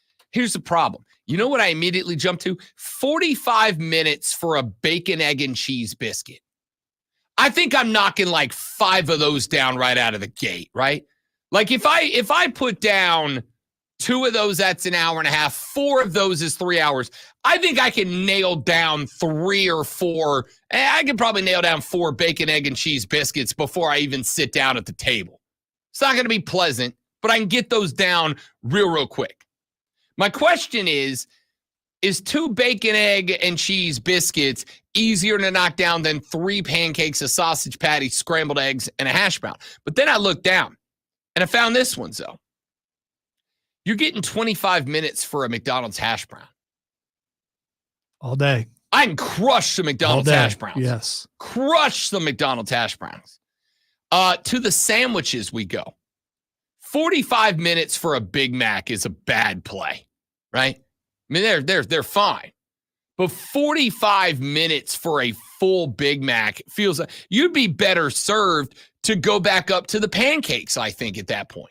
Because you're getting as much bread out of a pancake as you are just the buns of the Big Mac. I don't think so. The middle bun's pretty thin. And I think it's more about the sauce on the Big Mac than it would be, because that stuff will start to curdle after a while if you ate more than one. I mean, I'm assuming you can just you can keep ordering fresh, right? I hope so. Let me get one cheeseburger. Cheeseburger, by the way, just a plain cheeseburger, 30 minutes. Then you wait a half hour and then you eat something else. I feel like the play is a buttload of hash browns out of the gate. Just give me 20 hash browns out of the gate and just go until you are ready to die. Then you grab the laptop, watch some Netflix for a couple of hours, right? Get you an episode of The Boys in. Is the playground an option? Because it's technically some of them have them inside the McDonald's. I'm going to say only if it's an old school inside playground. By the way, what McDonald's still have playgrounds? I thought they got rid of those. I haven't seen a McDonald's playground in forever. I believe there's still one in the McDonald's in Lawrence. Okay. Yeah. They'll catch up in another decade. Cheeseburgers 30. I feel like the lunch play is you just cram a bunch of cheeseburgers down the gullet. That's about as light on the sandwich menu as you can go. See, I think filet of fish might be lighter than filet of fish. 45 minutes for a filet of fish. Yeah, I mean, I think that's lighter than a cheeseburger. You're not wrong, but you got the filet of fish. I think comes on just a little bit thicker butter, and you got all that tartar sauce on it too. True. A tartar sauce ain't gonna hold up on you well. That's the other thing. Do you have to have the condiments? I mean, can you? I mean, I think you got to. Whatever it comes with. I think you got to go default here. I think you got to default. See, here's one that doesn't give me. Medium fry gets you 30 minutes. That doesn't seem worth it to me at all. That does not seem medium fry. Fries fill you up on the quick, man. You're talking not just the potato starch carbs, but you're talking about the grease and the oil that comes with it. Yeah, medium. I think a medium fry is definitely more than a hash brown. Let's see. Apple slices, 5 minutes. I feel like that's apple slices is what you crush between the other meals, right? You're just like every 10 minutes, every 5 minutes, pop an apple slice. It's not that hard. It's a one bite challenge. Just knock it back. But I think the play is crush. I think you crush hash browns in the AM. Sausage burrito for 30 minutes isn't bad. Those burritos aren't huge, right? They're kind of half-sized burritos. They're not. And the restroom is inside the restaurant. So, I mean, you know. And you can't go anywhere. You're like, if you're going to have to, you're going to have to in the McDonald's restroom. Which, at that point, I will also tell you, play number one for Rob Brown is I am scouting every McDonald's in a 50-mile radius to find the nicest 24-hour McDonald's. I'm scouting. Making sure they had that butt paper or whatever. Oh, yeah. I don't know what it's called. I'm making sure they got a staff that cleans and cares about the bathroom, man. You know? I'm gonna be in there a lot over the next 24 hours. Worked at McDonald's for like 6 months. Man, I hated cleaning the restrooms.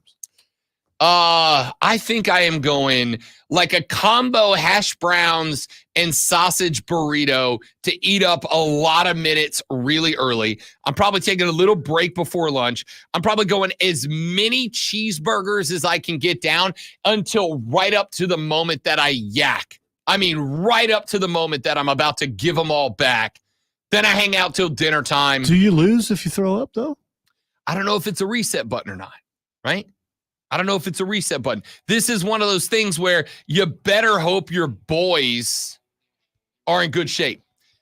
Joe said, receiving a lot of consulting on this. Goal is if I can eat 20 hash browns, I can be out of there in less than 10 hours.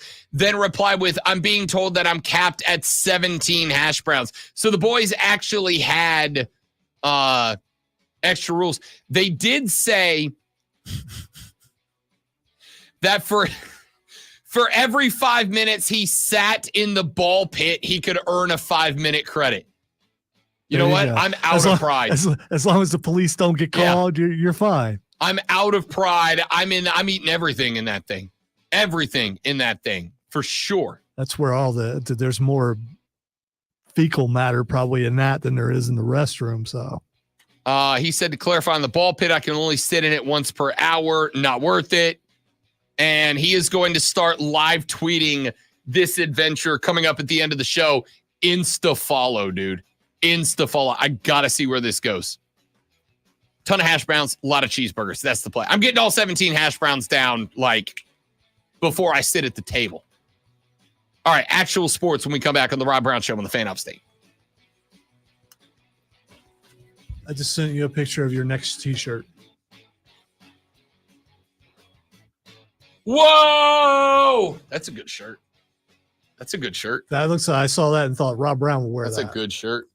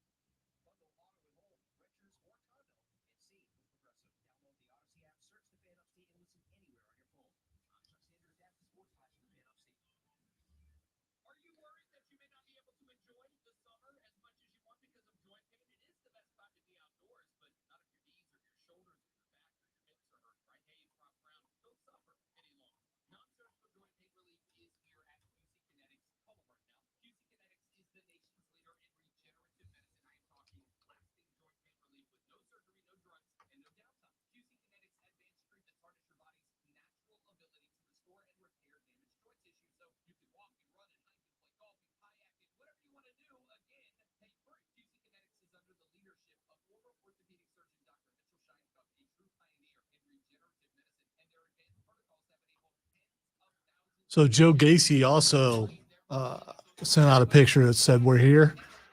Dexter Loomis, nothing yet. Yeah.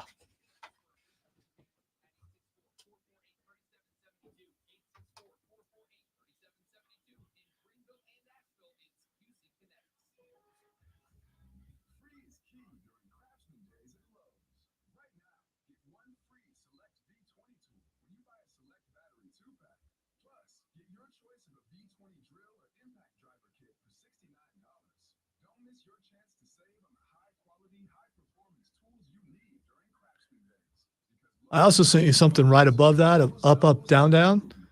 If you got a chance, you should check out Dom's. Woods made them characters in Tekken. Well, that's awesome. Yeah.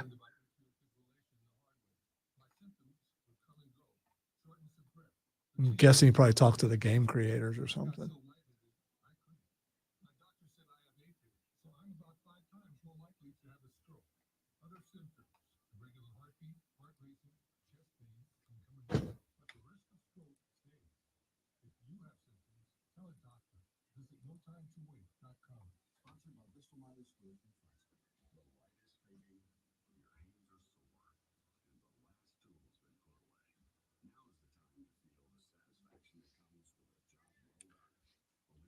Me too, Jacob. That would be awesome if he did that.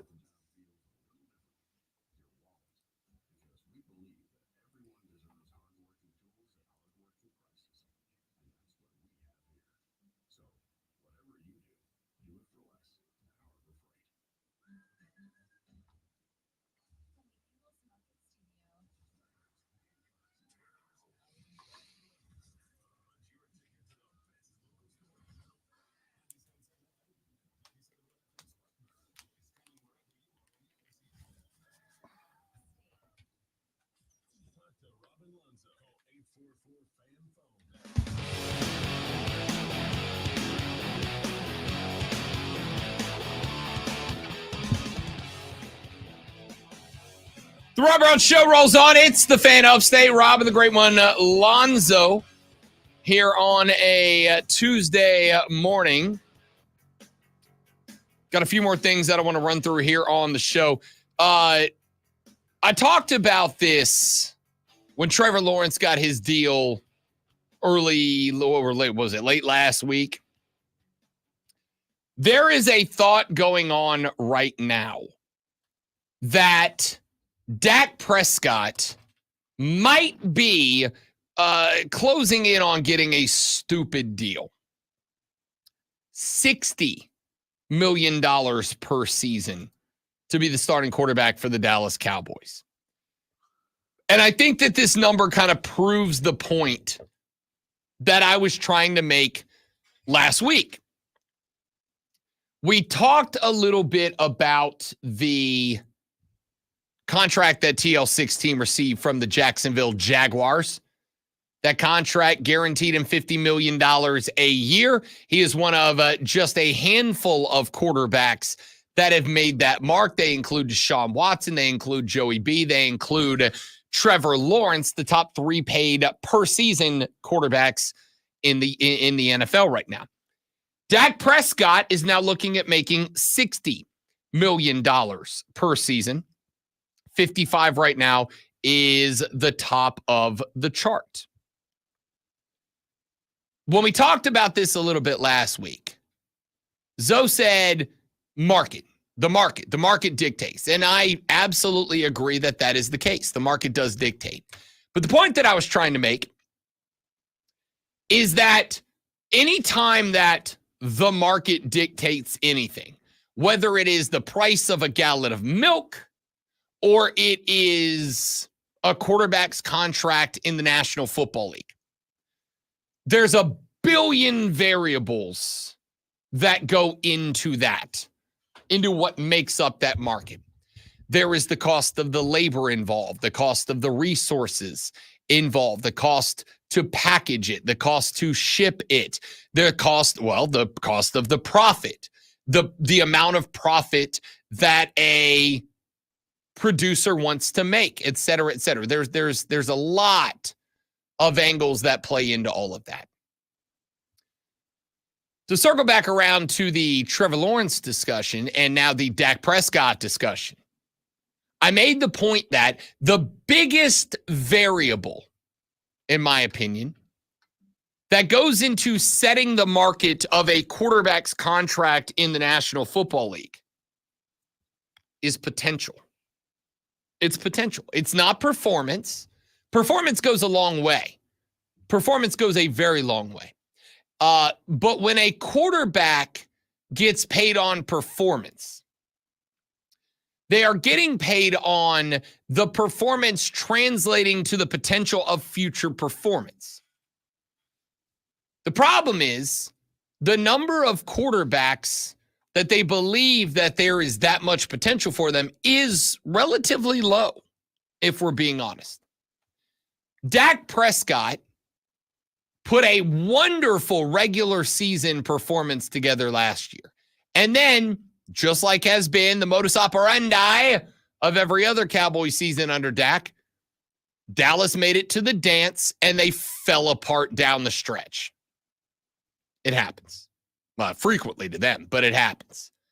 And yet, here's Dak Prescott about to make more money than Patrick Mahomes, about to make more money than Lamar, about to make more money than Joey B, Deshaun Watson, and Trevor Lawrence, about to make more money than all of them, more money than Jalen Hurts. Why?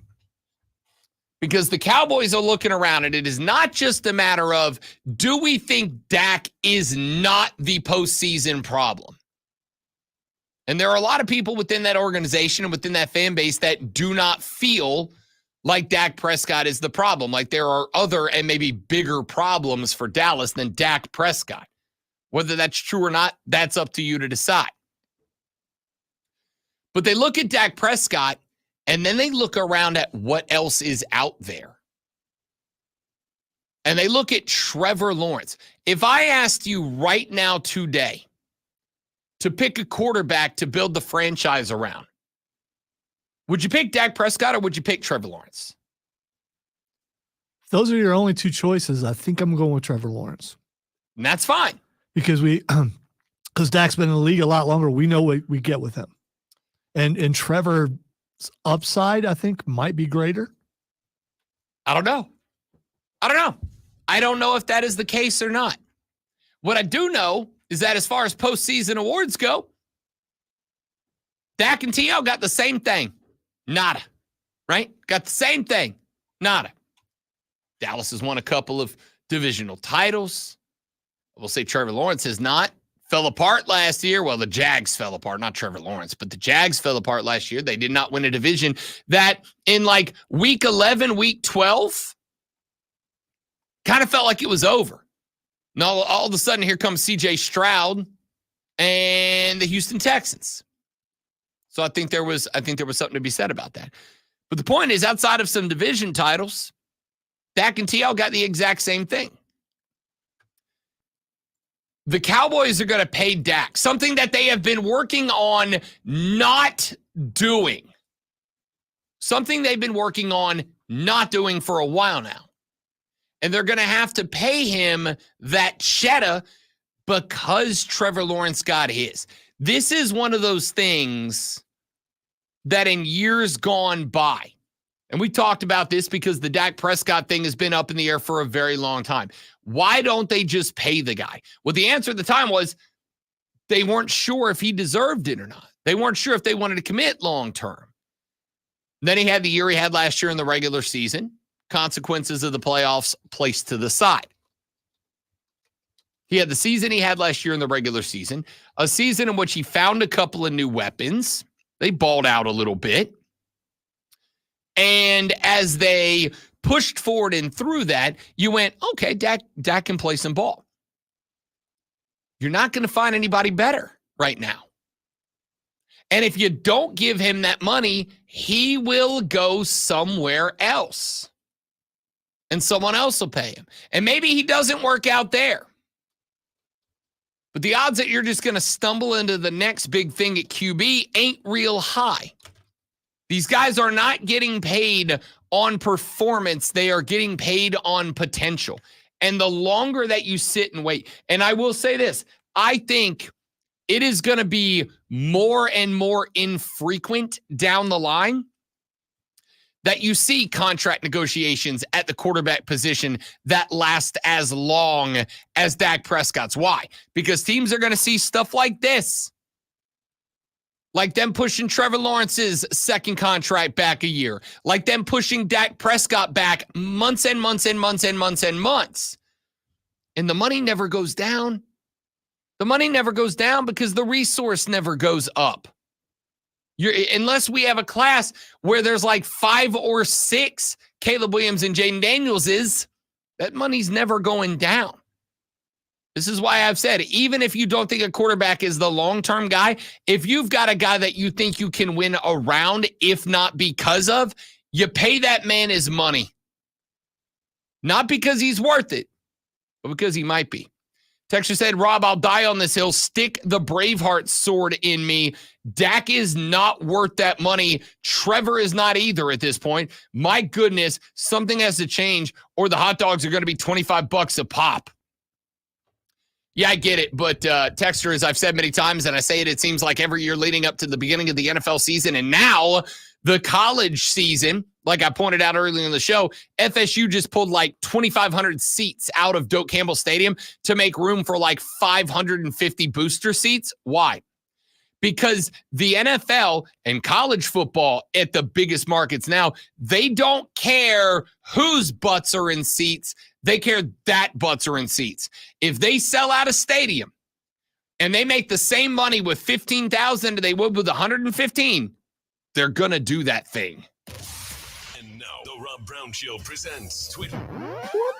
And now we're going to do that thing called What the X, where I ask Rob, what is Xing? And he will tell everyone why. The first thing that's Xing is George Kittle.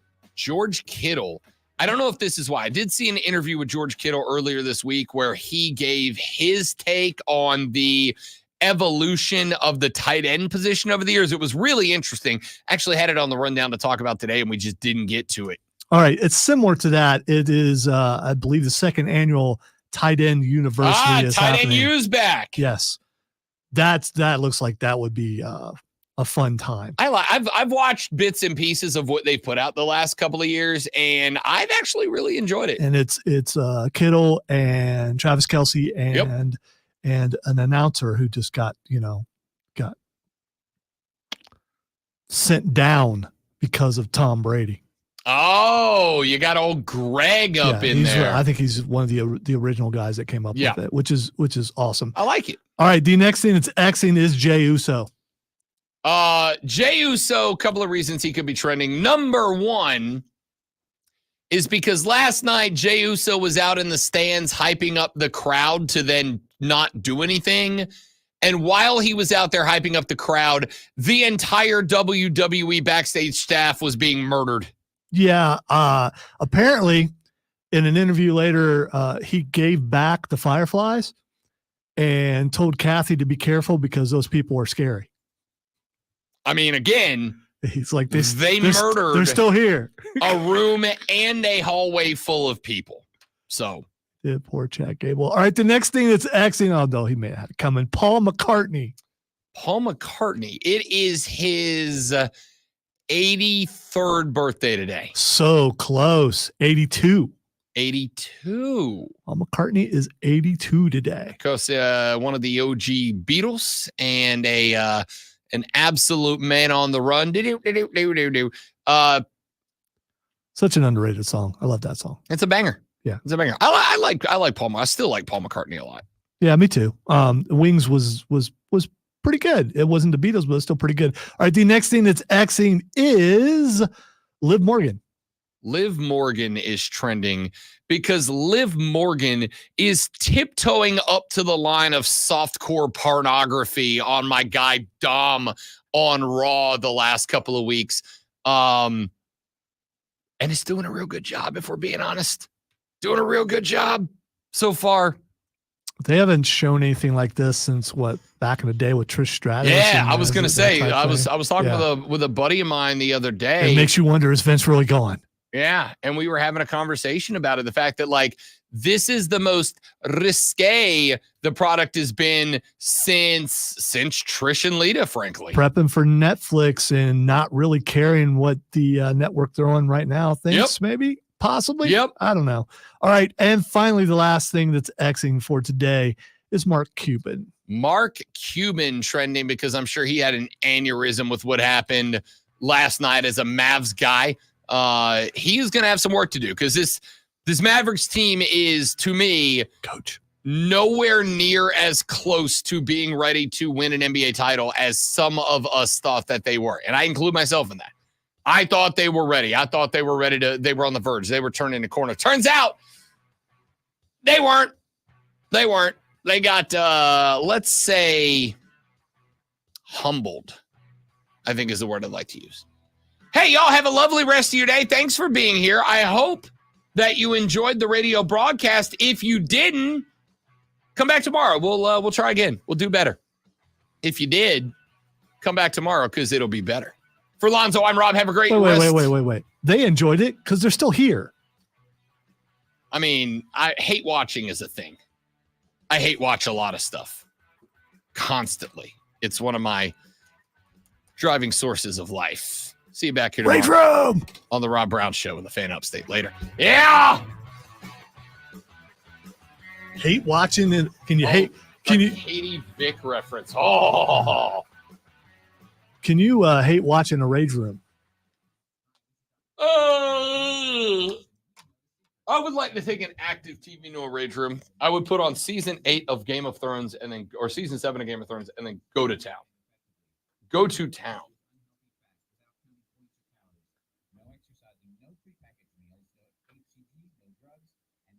I was thinking of Christy Hemme for some reason. What happened to her? All right. Your boy has some not fun errands that he gets to go run now. And, yeah, thanks for being here. We'll see you guys tomorrow. Guys. We'll see you guys tomorrow. Tell your friends about us. Help us grow the show. You're all incredible people. I hope you have a lovely rest of your day. Thank you. Goodbye.